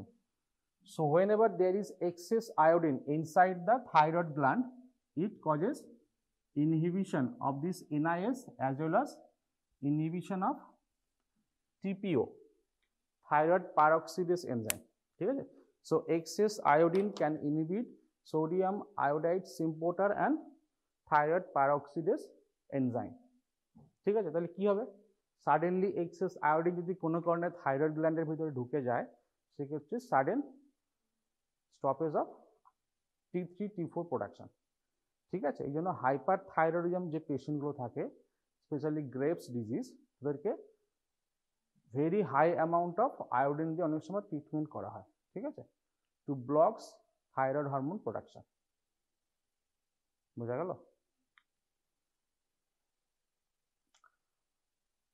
আচ্ছা, IV contrast, যে CT scan MRI তোরা দেখেছিস, contrast enhance CT scan, সেখানে আয়োডিনেটেড কন্ট্রাস্ট ম্যাটেরিয়াল ইউজ করা হয়। হ্যাঁ, আয়োডিনেটেড থাকে কিছু একটা, আয়োডাইড হিসেবে থাকে বা আয়োডেট ওপেক নামে কিছু থাকে, ঠিক আছে? দে আর আয়োডিনেটেড সলিউশন, ঠিক আছে, কন্ট্রাস্ট ম্যাটেরিয়ালের মধ্যে। বিটাডিন, ঠিক আছে, অ্যান্টিসেপটিক লোশন, সেখানে আয়োডিন থাকে। প্রোভিডন আয়োডিন তোরা শুনেছিস, গার্গেল, কাপ সিরাপ, সেখান থেকেও আয়োডিন এক্সেস হতে পারে।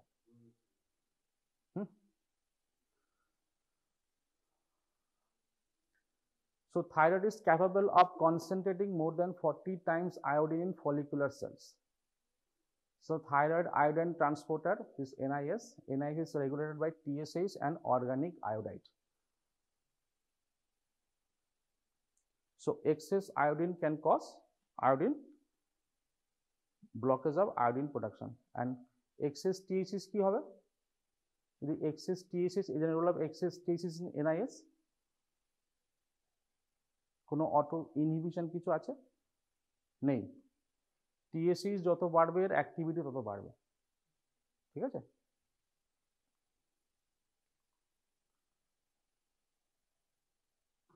আচ্ছা, অটো রেগুলেশন যেটা বলছিলাম,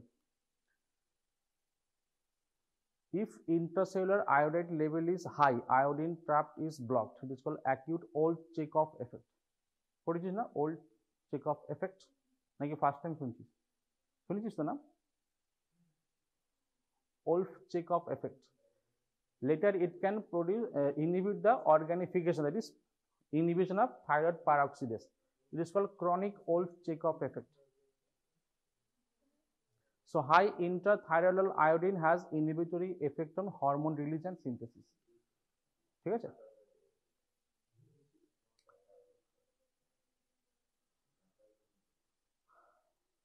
So iodine regulation হলো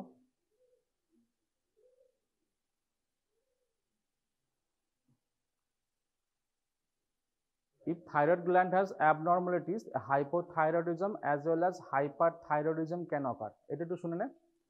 If there is thyroid gland abnormality, that may lead to hypothyroidism as well as hyperthyroidism due to iodine excess. Suppose a patient with chronic iodine deficiency, low T3, T4, TSH is high. So this thyroid gland of this patient is deprived of iodine. If you give certain amount of very high amount of iodine, that can produce very high amount of production of thyroid gland. So in a patient with goiter with iodine deficiency, if you give iodine excess, that can lead to hyperthyroidism, excess production of sudden excess production of thyroid hormones. ঠিক আছে? আর যদি normal থাকে সেক্ষেত্রে iodine excess হলে কি হবে? কমে যাবে। বোঝা গেল?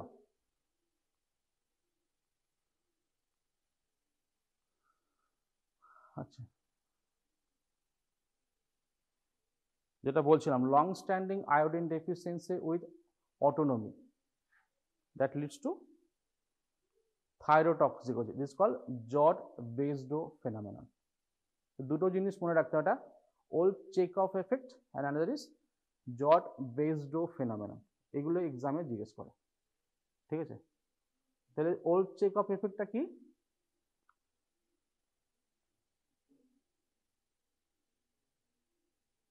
হলো, what is old Chekhov effect? এখনই বললাম তো, বুঝতে পারলি না? Sudden excess amount of iodine can lead to blockage of T3, T4 production. So acute inhibition of the gland. It is old Chekhov effect. যদি পেশেন্টের হাইপোথাইরয়েড ছিল, আয়োডিন ডেফিসিয়েন্সি ছিল, গয়টার ছিল, সাডেনলি আয়োডিন এক্সেস কনজিউম করলো, সেক্ষেত্রে thyrotoxicosis হতে পারে। It is called Jod Basedow phenomenon. ঠিক আছে? Any question? বুঝলি? old Chekhov effect and Jod-Basedow phenomenon. আচ্ছা,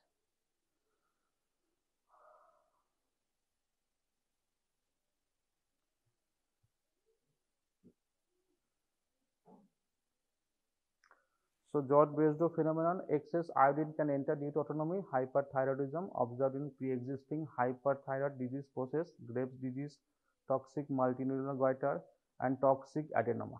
ঠিক আছে? যদি গয়টার থাকে সেক্ষেত্রে আয়োডিন ডেফিসিয়েন্সি থেকে sudden excess iodine leads to hyperthyroidism. ঠিক আছে?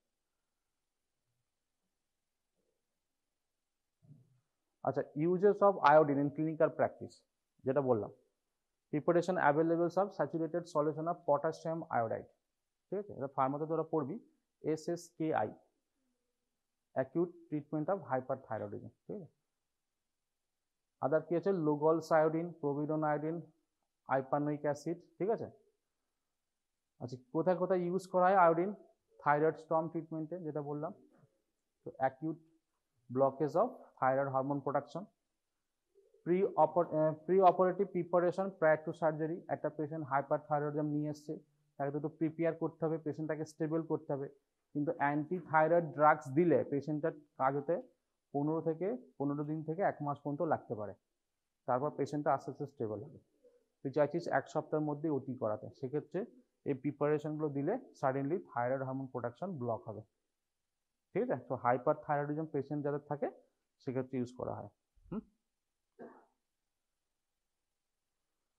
ব্যাক করো। তুই বোর হয়ে যাচ্ছিস? ভালো লাগছে না আজকে? না, এই পুরো ব্যাক করো। এটাতে যাও, এই যে 9 নম্বর আসে। অনেক কিছু আছে থাইরয়েডের, সব কিছু তোর বলে এখন লাভ নেই। So what is hypothyroidism? The deficiency of thyroid hormones. ঠিক আছে, তাহলে বেসিক্যালি কি, যার পেশেন্টের সব কিছু ঠিক থাকে, আয়োডিন ডেফিসিয়েন্সি না থাকে, যদি পেশেন্টের হাইপোথাইরয়েডিজম ডেভেলপ করে, তাহলে সেক্ষেত্রে কি পাবি তুই ল্যাব টেস্টে? T3 T4 লো থাকবে অ্যান্ড TSH হাই থাকবে। ঠিক আছে, এটা হচ্ছে প্রাইমারি হাইপোথাইরয়েডিজম। যদি সেন্ট্রাল কজ হয়, হাইপোথ্যালামাস নেই বা পিটুইটারি গ্ল্যান্ড থেকে TSH প্রোডাকশন হচ্ছে না, তাহলে TSH প্রোডাকশন না হলে T3 T4 হবে না, এটা সেন্ট্রাল কজ। আর সেকেন্ডারি হাইপোথাইরয়েডিজম, ঠিক আছে, সেক্ষেত্রে কি হবে, ব্লাড টেস্টে TSH কম পাবি, T3 T4 ও কম পাবি। বুঝলি, ইজি তো? চল। So it is the most common thyroid disorders, usually primary due to thyroid gland dysfunction, maybe secondary due to diminished TSH production. Other rare causes include dyshormonogenesis. What is dyshormonogenesis? Hormones, huh?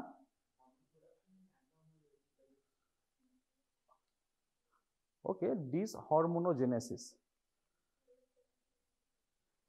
Abnormality in the production of the hormone. তার মানে যদি পেশেন্টের thyroid পারঅক্সিডেজ হরমোনটাই abnormal থাকে, তাহলে পেশেন্টের thyroid hormone production হবে না, বাকি সব ঠিক আছে। কিন্তু থাইরয়েড গ্ল্যান্ডের ভিতরে যে এনজাইমসগুলো থাকে, যারা T3 T4 প্রোডাকশন করে, সেই এনজাইম যদি ডেফিসিয়েন্সি থাকে বা অ্যাবনর্মাল থাকে, সেক্ষেত্রে কি হবে, ডিসহরমোনোজেনেসিস হবে। So hypothyroidism in non-pregnant adult during pregnancy, children, in adults. So in under primary hypothyroidism, primary means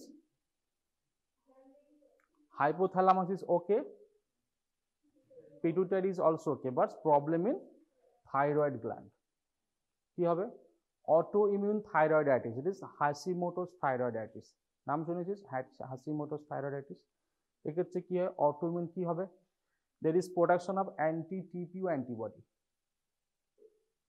যে থাইরয়েড পারঅক্সিডেজ এনজাইম আছে তার এগেনস্টেই অ্যান্টিবডি পাই যায়, তাহলে কি হবে, এই এনজাইমস কাজ করবে না, এনজাইম কাজ না করলে কি হবে, থাইরয়েড হরমোন প্রোডাকশন হবে না। So presence of anti TPO antibody, okay. Sometimes there may be antithyroglobulin antibody, যে থাইরোগ্লোবিউলিন মলিকিউলস যার মধ্যে টাইরোসিন রেসিডিউ থাকে, যেখান থেকে থাইরয়েড হরমোনটা সিনথেসিস হয়, হ্যাঁ, the antibody May produce against this thyroglobulin molecule also. Okay, so anti-TPO antibody and anti-thyroglobulin antibody দুটো পাওয়া যায়। Congenital absence or defect in the thyroid tissue, সেটা প্রাইমারি হবে, thyroid gland problem. Thyroid removal by surgery, thyroid হরমোনটাই কেটে বাদ দেওয়া হলো due to carcinoma or other reason, okay. Radio ablation by radio active iodine or irradiation of neck, radio ablation thyroid hyperthyroidism অনেকে ট্রিটমেন্টে করা হয়, ঠিক আছে, রেডিও অ্যাক্টিভ আয়োডিন আপটেক করিয়ে থাইরয়েড গ্ল্যান্ডটাকে ডিস্ট্রয় করা হয়, ঠিক আছে, সেটা একটা আছে।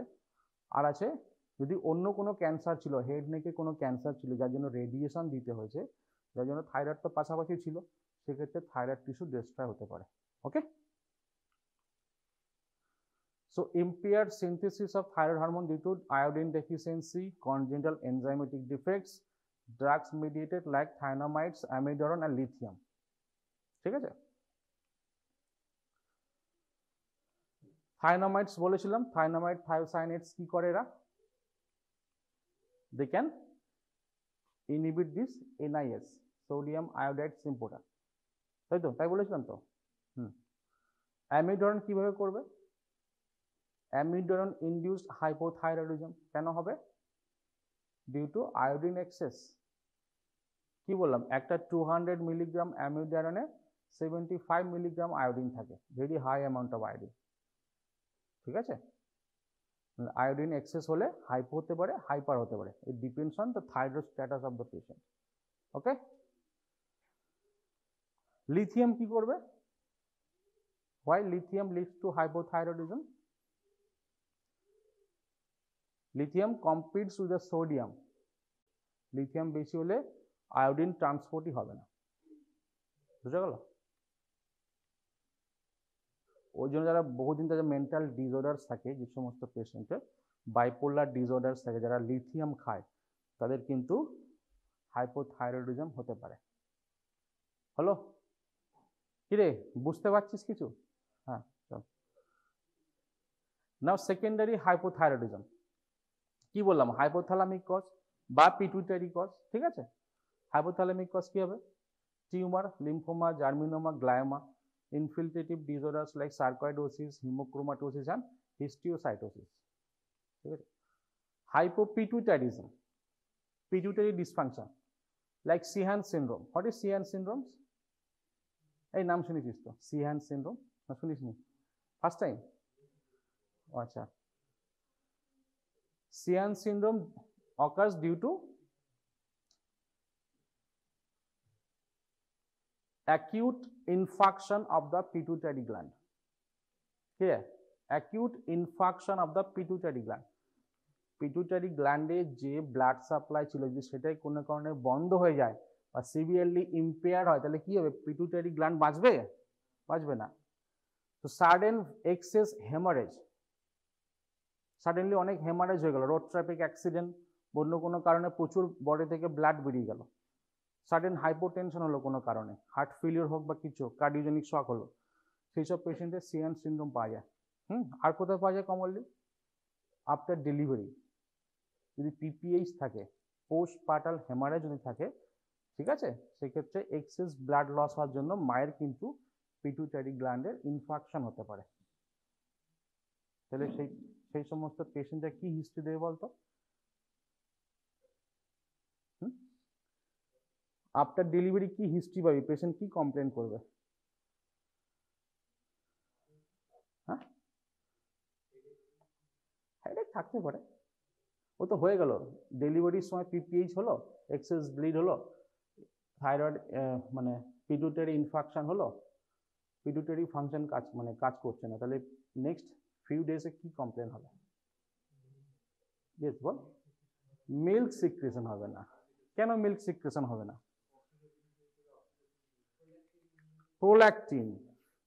প্রোল্যাকটিন হরমোনও তো আছে পিটুইটারি থেকে, সেটা প্রোডাকশন হবে না, মিল্ক প্রোডাকশন হবে না, ঠিক আছে। হলো, এটা অ্যাকিউট সিমটমস। লেট স্টেজে কি পাবি আস্তে আস্তে? পেশেন্টের হেয়ার লস হবে, হ্যাঁ, ক্যাচিক্সিয়া হবে, হাইপোটেনশন থাকবে, সোডিয়াম লো থাকবে, অনেক ফিচার্স, এগুলো পরে পড়িস, একটা হিস্ট্রি পাবি খুব দারুণ, এরকম পেশেন্ট পাবি কিন্তু, আরে গাইনি পেশেন্টের পাবি তোরা, ঠিক আছে। আচ্ছা, লিম্ফোসাইটিক হাইপোফাইসাইটিস দরকার নেই।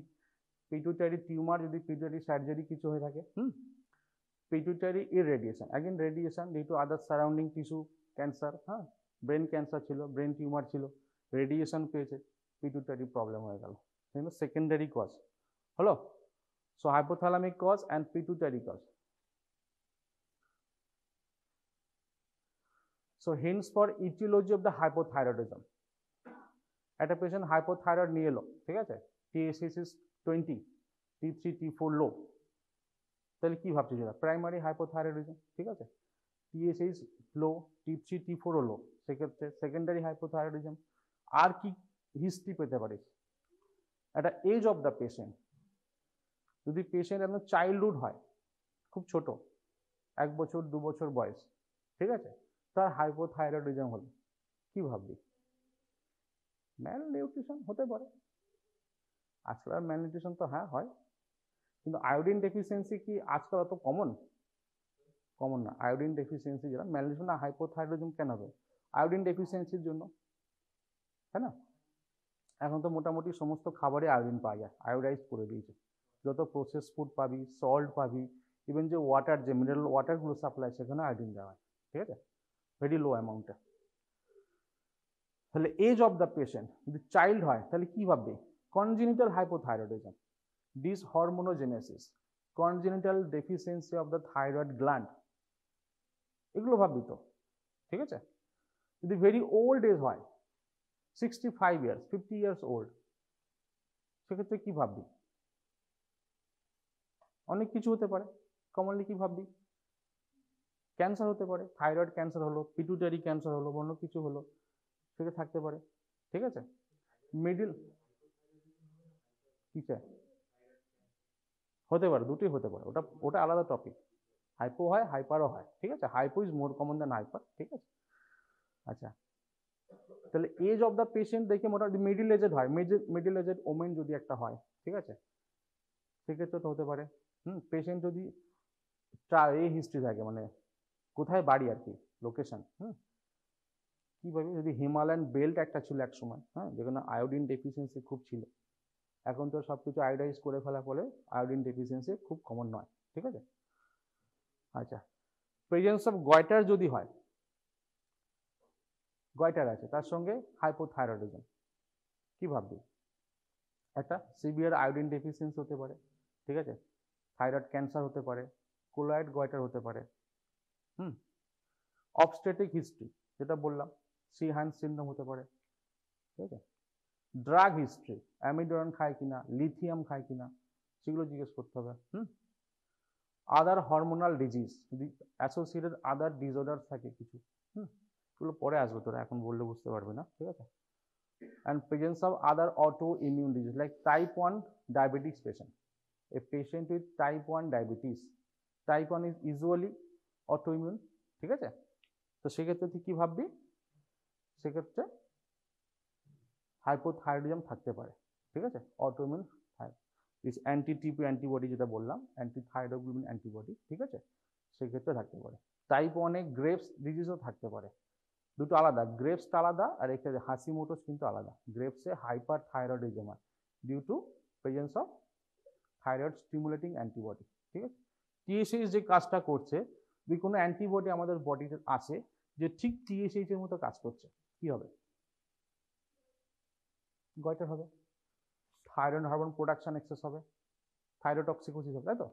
তো থাইরয়েড স্টিমুলেটিং অ্যান্টিবডি এটা প্রোডাকশন হলে সেক্ষেত্রে হাইপার থাইরয়েডিজম হবে, ওকে।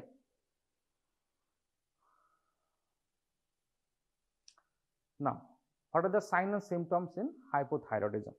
Patient কি complain করবে?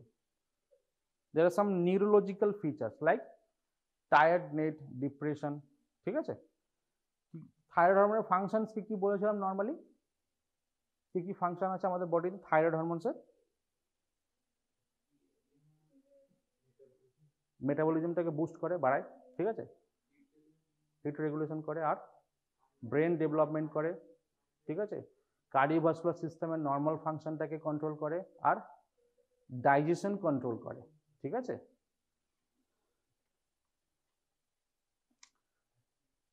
তাহলে impaired memory, concentration deficiency, paranoid symptoms, myxoedema, madness থাকতে পারে, paraesthesia, peripheral nerve compression, due to it is called CTS. What is CTS? Carpal tunnel syndrome. পড়েছিস তো? হ্যাঁ, কি হয়? Compression of median nerve at wrist, তাই তো। যদি কোনো কারণে সারাউন্ডিং টিস্যু বেশি থাকে, যেমন হাইপোথাইরয়েডিজমে যেটা হয়, ইনক্রিজ গ্লাইকোসামাইনোগ্লাইক্যানসের প্রোডাকশন বেড়ে যায় বডিতে, গ্যাগের প্রোডাকশন, ঠিক আছে, যেক্ষেত্রে ওই টিস্যু ডিপোজিশন হওয়ার জন্য, ওয়াটার রিটেনশনের জন্য নার্ভের উপর কম্প্রেশন পড়তে পারে। সো যদি median nerve at the wrist compressed হয়, এটাকে বলা হয় carpal tunnel syndrome. Slow tendon reflexes, hypothyroid থাকলে যে relaxation phase of the muscles থাকে সেটা কিন্তু একটু ডিলেড হয়, সো ডিলেড রিল্যাক্সেশন হয়, ঠিক আছে। গ্যাস্ট্রোইন্টেস্টাইনাল কি হবে? এনলার্জ টাং থাকে, ডিসফেজিয়া হবে, স্লো ইন্টেস্টাইনাল মুভমেন্ট, তাহলে কি হবে? Constipation, very common. হাইপোথাইরয়েডিজম পেশেন্টের কনস্টিপেশন থাকবেই, ভালো করে হিস্ট্রি নিলে, ঠিক আছে। ওই জন্য ওল্ড পেশেন্ট একটা এলো, শুধু বলছে কনস্টিপেশন, আর কোনো সমস্যা নেই, you should check for thyroid at first, প্রথমে থাইরয়েড চেক করতে হবে, ঠিক আছে। মাস্কুলোস্কেলেটাল কি হবে? Arthralgia, stiffness, aches, pain, cramps, muscular weakness তো থাকবেই। ডার্মাটোলজিক্যালি কি সোয়েলিং হবে, ড্রাই হবে skin, due to low heat production, cool হবে, পেল স্কিন, ইচিং। আচ্ছা, পেল স্কিন, কেন পেল স্কিন হবে? What is pallor and what is anaemia পড়েছিলাম তোদেরকে, তোরা পড়েনি? হ্যাঁ, কি বলেছিলাম? প্যালোর মানে কি, অ্যানিমিয়া মানে কি? Pallor is a paleness and anemia is to low hemoglobin concentration. So anemia leads to pallor, but pallor not always caused by anemia. That means there are other causes of pallor. So among these, hypothyroidism is a cause. ঠিক আছে, hypothyroidism, low blood pressure, হ্যাঁ, সেক্ষেত্রে পেলনেস হবে কিন্তু haemoglobin normal থাকবে, প্যালর থাকবে কিন্তু পেশেন্টের অ্যানিমিয়া থাকবে না। ঠিক আছে, আচ্ছা, dry hair, hair loss, sparse, eyebrows laterally হয়ে গেল। আচ্ছা, ল্যাটারাল যে 1/3 অফ দ্য থাকে না আইব্রো, সেক্ষেত্রে ক্যারেস্টোরিয়াল লস হবে, এটা ল্যাটারাল 1/3 এর আইব্রো লস ইন হাইপোথাইরয়েডিজম। ঠিক আছে, হাইপোথাইরয়েড পেশেন্ট দেখেছিস একটা? দেখিস নি? Brittle snail. ভয়েস কি হবে? Deeper and hoarser voice, hearing ইম্পেয়ারমেন্টও থাকতে পারে। ঠিক আছে, রিপ্রোডাক্টিভ সিস্টেমে কি হবে? লেট পিউবার্টাল ডেভেলপমেন্ট, অ্যামোনিয়া,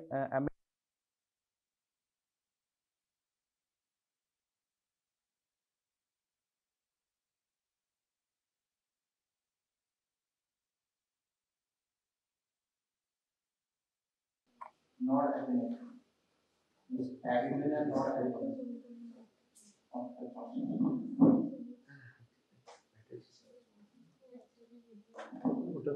ওটা চার্জ হবে না।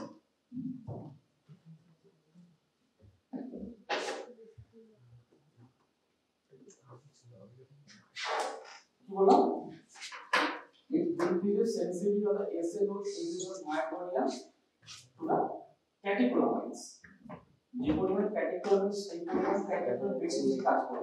ঠিক আছে, মানে এটা ক্যাটেকোলামিন প্রোডাকশন থেকে বাড়ায় না থাইরয়েড। ঠিক আছে, কিন্তু সেনসিটিভিটি বাড়ায়। তাহলে কি হবে? যখন এই হাইপোথাইরয়েড হলো, সেটা হচ্ছে ব্র্যাডিকার্ডিয়া। কেন হবে? যখন এই থাইরয়েড হরমোন কমে গেল, ASN is less sensitive to catecholamines. Catecholamine level ঠিক আছে, কিন্তু less sensitive। তাহলে কি হবে? হার্ট বাড়বে না, ব্র্যাডিকার্ডিয়া হলো। Similarly with hyperthyroidism থেকে কি হবে? Tachycardia.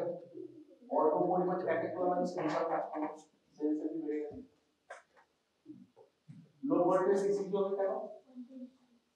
myocardium is less sensitive to catecholamines.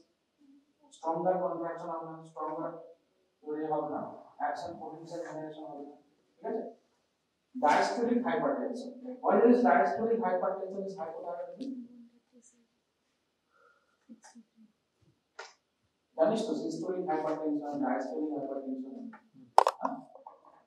High level পড়িস না? নরমাল ব্লাড প্রেশার কত? এই নরমাল ব্লাড প্রেশার কত বল? systolic 125, diastolic 80, hypertension কত বল? 90 140। systolic কত উপরে ওঠে? 140 140 উপরে, 90 উপরে। ঠিক আছে, তাহলে diastolic hypertension মানে yes, systolic pressure is normal but diastolic pressure is more than 90. So diastolic blood pressure is related to which factor? Peripheral resistance. In hypothyroidism there is increased peripheral resistance. Okay, systolic part है तो diastolic hypertension hello अच्छा dyspnea থাকতে পারে, pericardial effusion থাকতে পারে, hematological anemia থাকতে পারে। Normal যে আরবিসি প্রোডাকশন হয়, ঠিক আছে, সেক্ষেত্রে থাইরয়েডের একটা স্টিমুলেটরি রোল আছে। ঠিক আছে, ইট ইনক্রিজেস আরবিসি প্রোডাকশন। ওকে, মনে আছে তো পাঁচটা আরবিসি প্রোডাকশন? Yes sir. কি হয় কি শুরু হলো? First is proliferative stem cells, committed stem, committed myeloid cells পরে গ্রো ইনক্লুজমেন্ট আর্লি নরমাল গ্রো ইনক্লুসাইড, প্রথমে তো committed myeloid series, lymphoid series, হ্যাঁ মাইলয়েড তারপরে CFU GE মানে GEM মানে CFU GEM রেটিকুলোসাইট প্লাস্টিক, তারপরে আর হ্যাঁ আরবি নরমাল ইন্টারমিডিয়েট নরমাল রেটিকুলোসাইট তারপর সেই পার্টগুলো thyroid gland, thyroid hormone, stimulate করে, ঠিক আছে? পেটিজি থাকতে পারে, ব্রুসেস থাকতে পারে। What is petechiae? Petechiae vascular bleeding, it is but easily prone to rupture the vessels. it is subcutaneous bleed, ঠিক আছে? What is called petechiae, what is called ecchymosis. Petechiae is a small bleed and ecchymosis is a larger bleed. Okay, petechiae হতে পারে, bruises হতে পারে, e.g. bruising, তাকে অল্প touch করলে সেখানে ব্লিডিং হয়ে যাবে, মানে স্কিন ফ্র্যাজিলিটি নষ্ট হয়ে যাবে, ঠিক আছে? হাইপোথাইরয়েড পেশেন্টের হয়। রেসপিরেটরি হাইপোভেন্টিলেশন, ডিসনিয়া, প্রোলাইটেশন থাকতে পারে। ইলেক্ট্রোলাইট ইমব্যালেন্স হতে পারে। Hyponatraemia, hypoglycaemia, hyperuresis, change in lipid metabolism, hypercholesterolaemia, increase LDL cholesterol, ঠিক আছে? তো থাইরয়েড হরমোন কিভাবে এখানে কাজ করে বলতো? acts on PPER. নাম শুনিস PPER? এটা গল্প শুনছি। হ্যাঁ, the lipid and glucose metabolism, there is one important gene, it's called PPAR, paroxysm proliferator activated receptor. Paroxysm proliferator activated receptor, ঠিক আছে? PPAR, ঠিক আছে? PPAR এর দুটো সাবইউনিট থাকে, আলফা, গামা, মেনলি আরো থাকে, বিটা থাকে, ডেল্টা থাকে, কিন্তু এই ক্ষেত্রে alpha gamma important. This alpha is related to lipid metabolism and gamma is glucose metabolism, ঠিক আছে? তার মানে কি এই জিনস গুলো যদি বেশি স্টিমুলেশন দেওয়া হয় তাহলে গ্লুকোজ মেটাবলিজম বেড়ে যাবে, লিপিড মেটাবলিজম বেড়ে যাবে, ব্রেকডাউন বেড়ে যাবে, ঠিক আছে? তো নরমালি T3 T4 কি করে? এগুলোকে স্টিমুলেট করে, ঠিক আছে? তবে স্টিমুলেট করলে লিপিড মেটাবলিজম বডিতে বাড়ে, তাহলে কি হবে? ব্লাডের লিপিড কি হবে? কমবে। ব্লাডের জন্য তো আলটিমেটলি সেলসে যাবে, যে ব্রেকডাউন হবে। ব্লাডে যদি কোলেস্টেরল কমে যায়, হাইপোকোলেস্টেরল হবে। যদি কি থাইরয়েড কম থাকে কি হবে? স্টিমুলেশন কম হচ্ছে, লিপিড মেটাবলিজম কম হচ্ছে, তাহলে কি হবে? কোলেস্টেরল বাড়বে, হাইপার কোলেস্টেরোলিয়া ইনক্রিজ এলডিএল কোলেস্টেরল, ঠিক আছে? That means thyroid hormone is having lipid clearing mechanism. Now hypothyroid patient পেলে তাহলে নেক্সট কি করবি? অ্যাসোসিয়েটেড প্রোডাক্টিভ করতে হবে, লিপিড প্রোফাইল করতে হবে, ব্লাড গ্লুকোজ করতে হবে। বুঝা গেল কেন?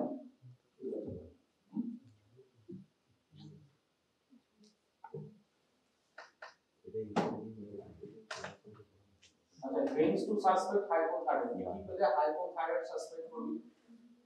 রেজিস্ট্যান্ট অ্যানিমিয়া, একটা পেশেন্ট অ্যানিমিয়া এলো, ঠিক আছে? তো এই আয়রন প্রোফাইল স্টাডি করে সব কিছু দেখি, vitamin B12, vitamin B6, folic সব স্টাডি করে সব নাম্বার, বোন ম্যারো ঠিক আছে, কিন্তু অ্যানিমিয়া কারেকশন হচ্ছে না, ঠিক আছে?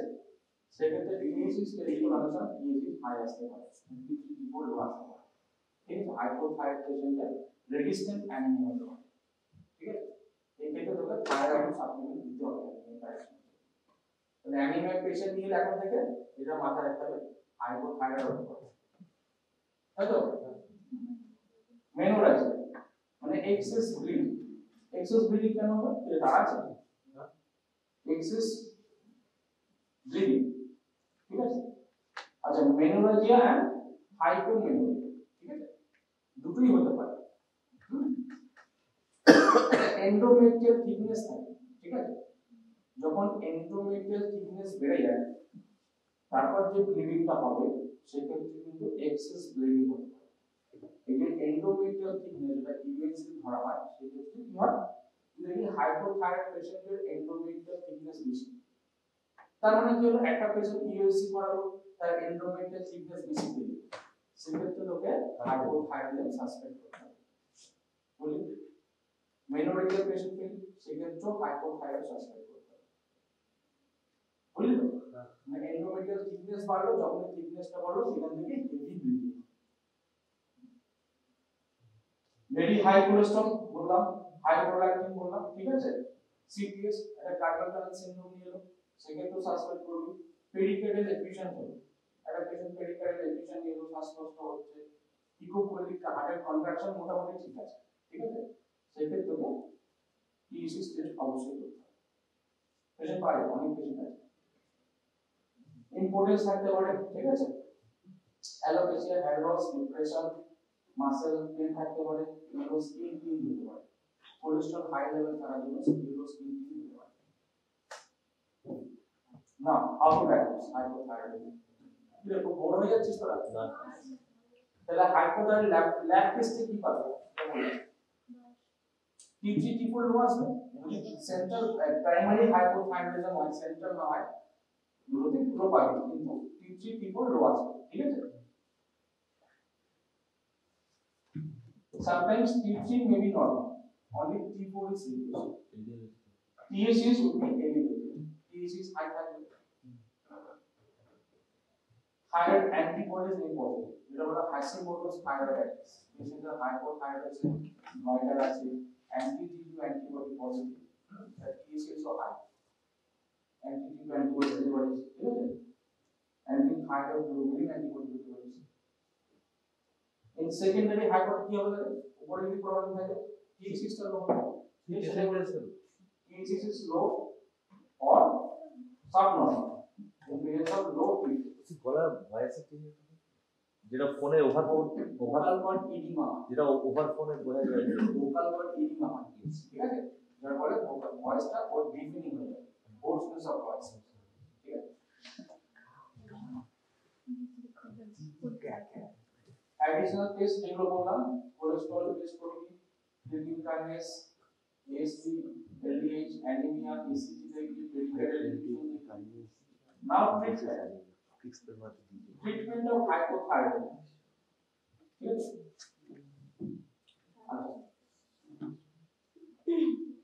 frequently done mistake, তাহলে হাইপোথাইরয়েড পেশেন্টদের আর কি বললাম, কি থাকতে পারে? কোলেস্টেরল হাই থাকতে পারে, অ্যান্টি হাইপারটেনশন, ডায়াস্টোলিক হাইপারটেনশন যেটা স্টার্ট করে যদি ক্যালসিয়াম চ্যানেল ব্লকার, ডায়াবেটিস দিতে পারে, পেডাডিলিমা থাকবে, ঠিক আছে? ফেশিয়াল পাফিনেস থাকবে, কিন্তু আপনি যেটা বডিতে জল জমছে, একটা ডায়াবেটিস দিই, ঠিক আছে? আর ইউরিক অ্যাসিড হাই থাকতে পারে, ঠিক আছে? অ্যালোপিরুলিন, হ্যাঁ, সেক্ষেত্রে হাইপোইউরিসেমিক ড্রাগ এগুলো দেওয়া হয়, কিন্তু এগুলো দেওয়া ঠিক নয়, সেটাই বলছি। এগুলো মিস্টেক, এটা হাইপোথাইরয়েড পেশেন্টকে তুই থাইরয়েড হরমোন রিপ্লেসমেন্ট করলে ওগুলো 1 মাসের মধ্যেই সব কমে যাবে, ঠিক আছে? পেশেন্ট অনেক কিছু নিয়ে আসবে, কিন্তু মেইনটা করতে হবে, কোনটা যে গোড়া, কোনটা প্রবলেম।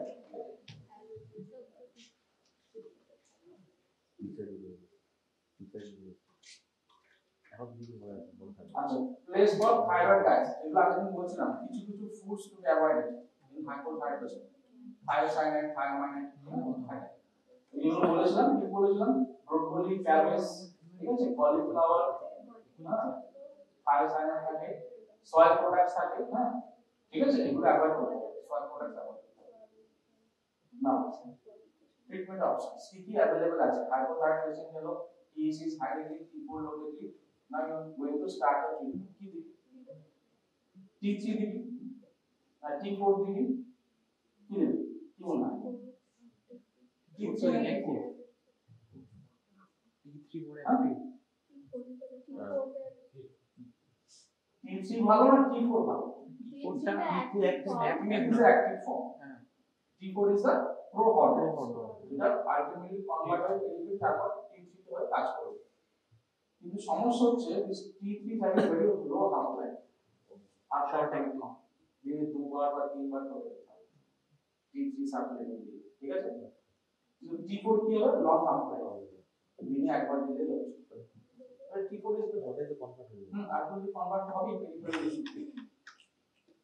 আচ্ছা, সিনথেটিক মিক্সচার ইউজ করতে পারিস, দুটো কম্বিনেশন T3 T4 এর ফিজিওলজিক্যাল সলিউশন বানিয়ে দিবি, ঠিক আছে? 4:1 রেশিওতে। Desiccated thyroid মানে কি?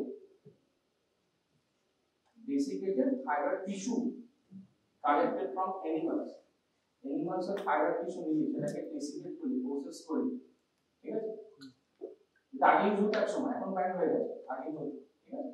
কেন থাইরয়েড টিস্যুটাকে নেওয়া হয় হাইপোথাইরয়েডিজমের জন্য?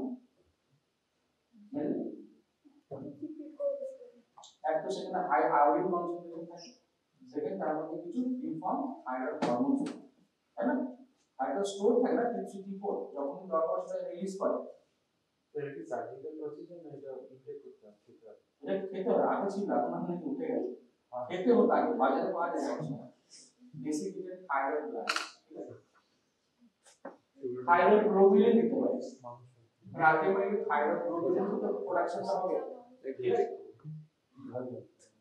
Basically, thyroid available during 1890 to 1960.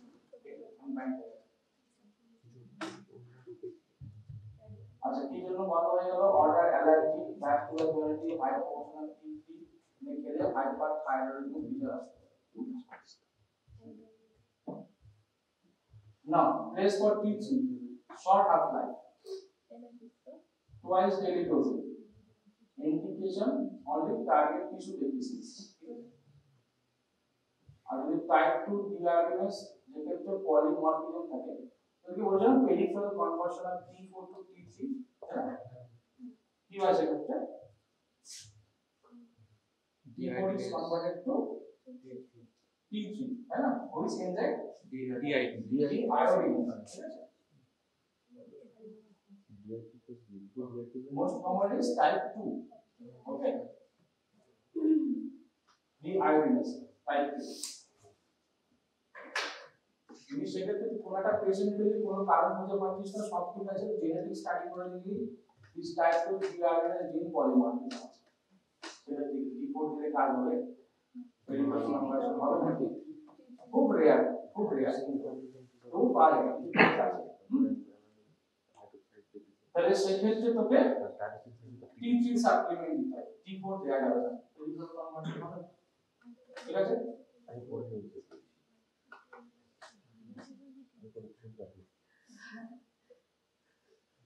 Now coming to levothyroxine therapy. Stable blood level থাকে, converting the peripheral tissue.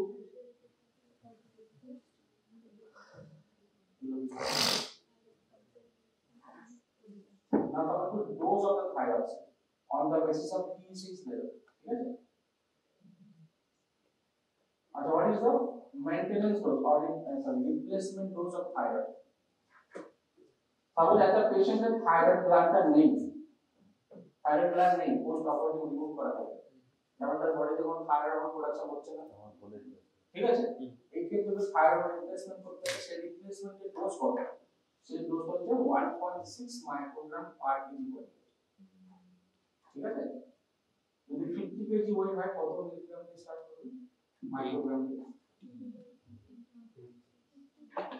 80 microgram total 80 microgram 80 80 microgram 75 by 80 is available as well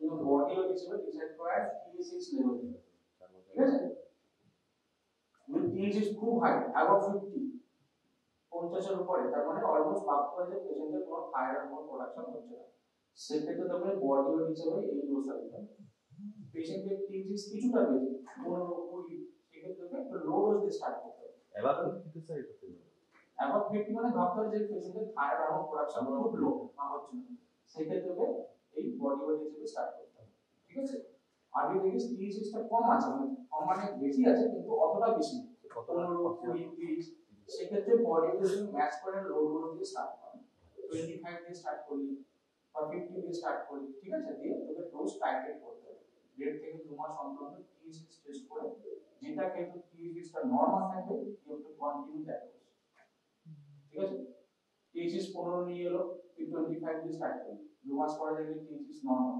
তাহলে 25 ডোজ ইজ অ্যাকুরেট রিপোর্টে continue করতে হবে ঠিক আছে আবার 3 মাস বা 6 মাস পরে T6 টেস্ট করতে হবে যদি T6 ছিল 20 50 দিয়ে স্টার্ট করলি ঠিক আছে যদি T6 টা লো হয়ে গেছে 0.5 এ চলে যাচ্ছে 0.05 এ T6 চলে যাচ্ছে মানে লো হয়ে গেছে সেক্ষেত্রে কি হবে ডোজটা বেশি ডোজটা কমানো এইভাবে ডোজ অ্যাডজাস্ট করা ঠিক আছে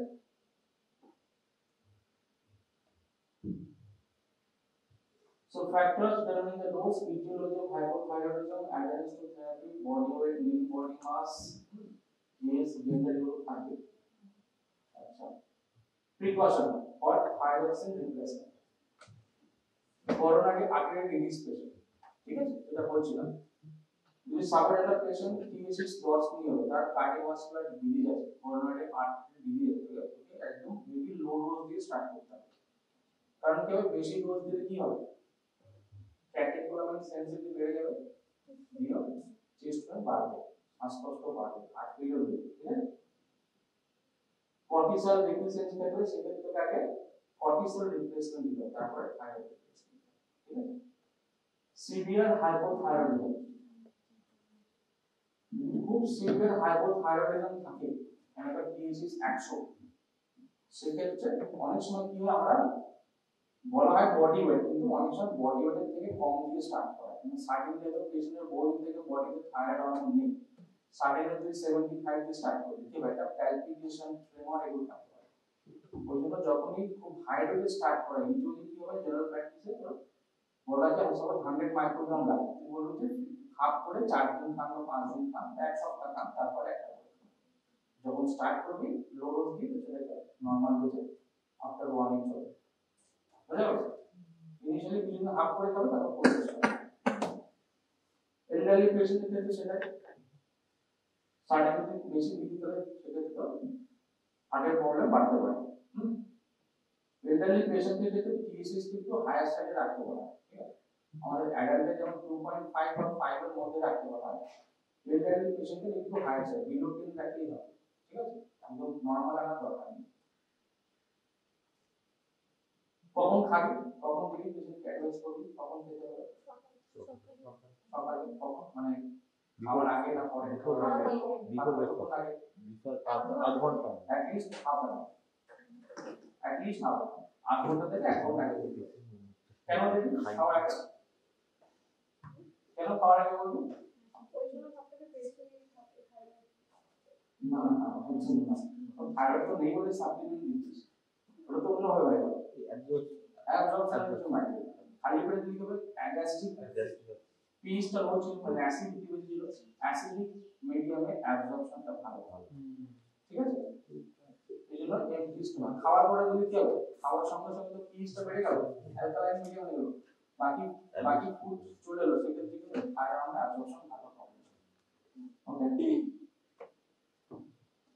কোথা থেকে অ্যাবজর্পশন হয়, স্মল ইন্টেস্টাইন থেকে হয়, ঠিক আছে, ডিউডিনাম মিডিয়াম থেকে 70 to 80% total dose is absorbed, মানে 100 মাইক্রোগ্রাম থেকে 70 মাইক্রোগ্রাম অ্যাবজর্ব হয়।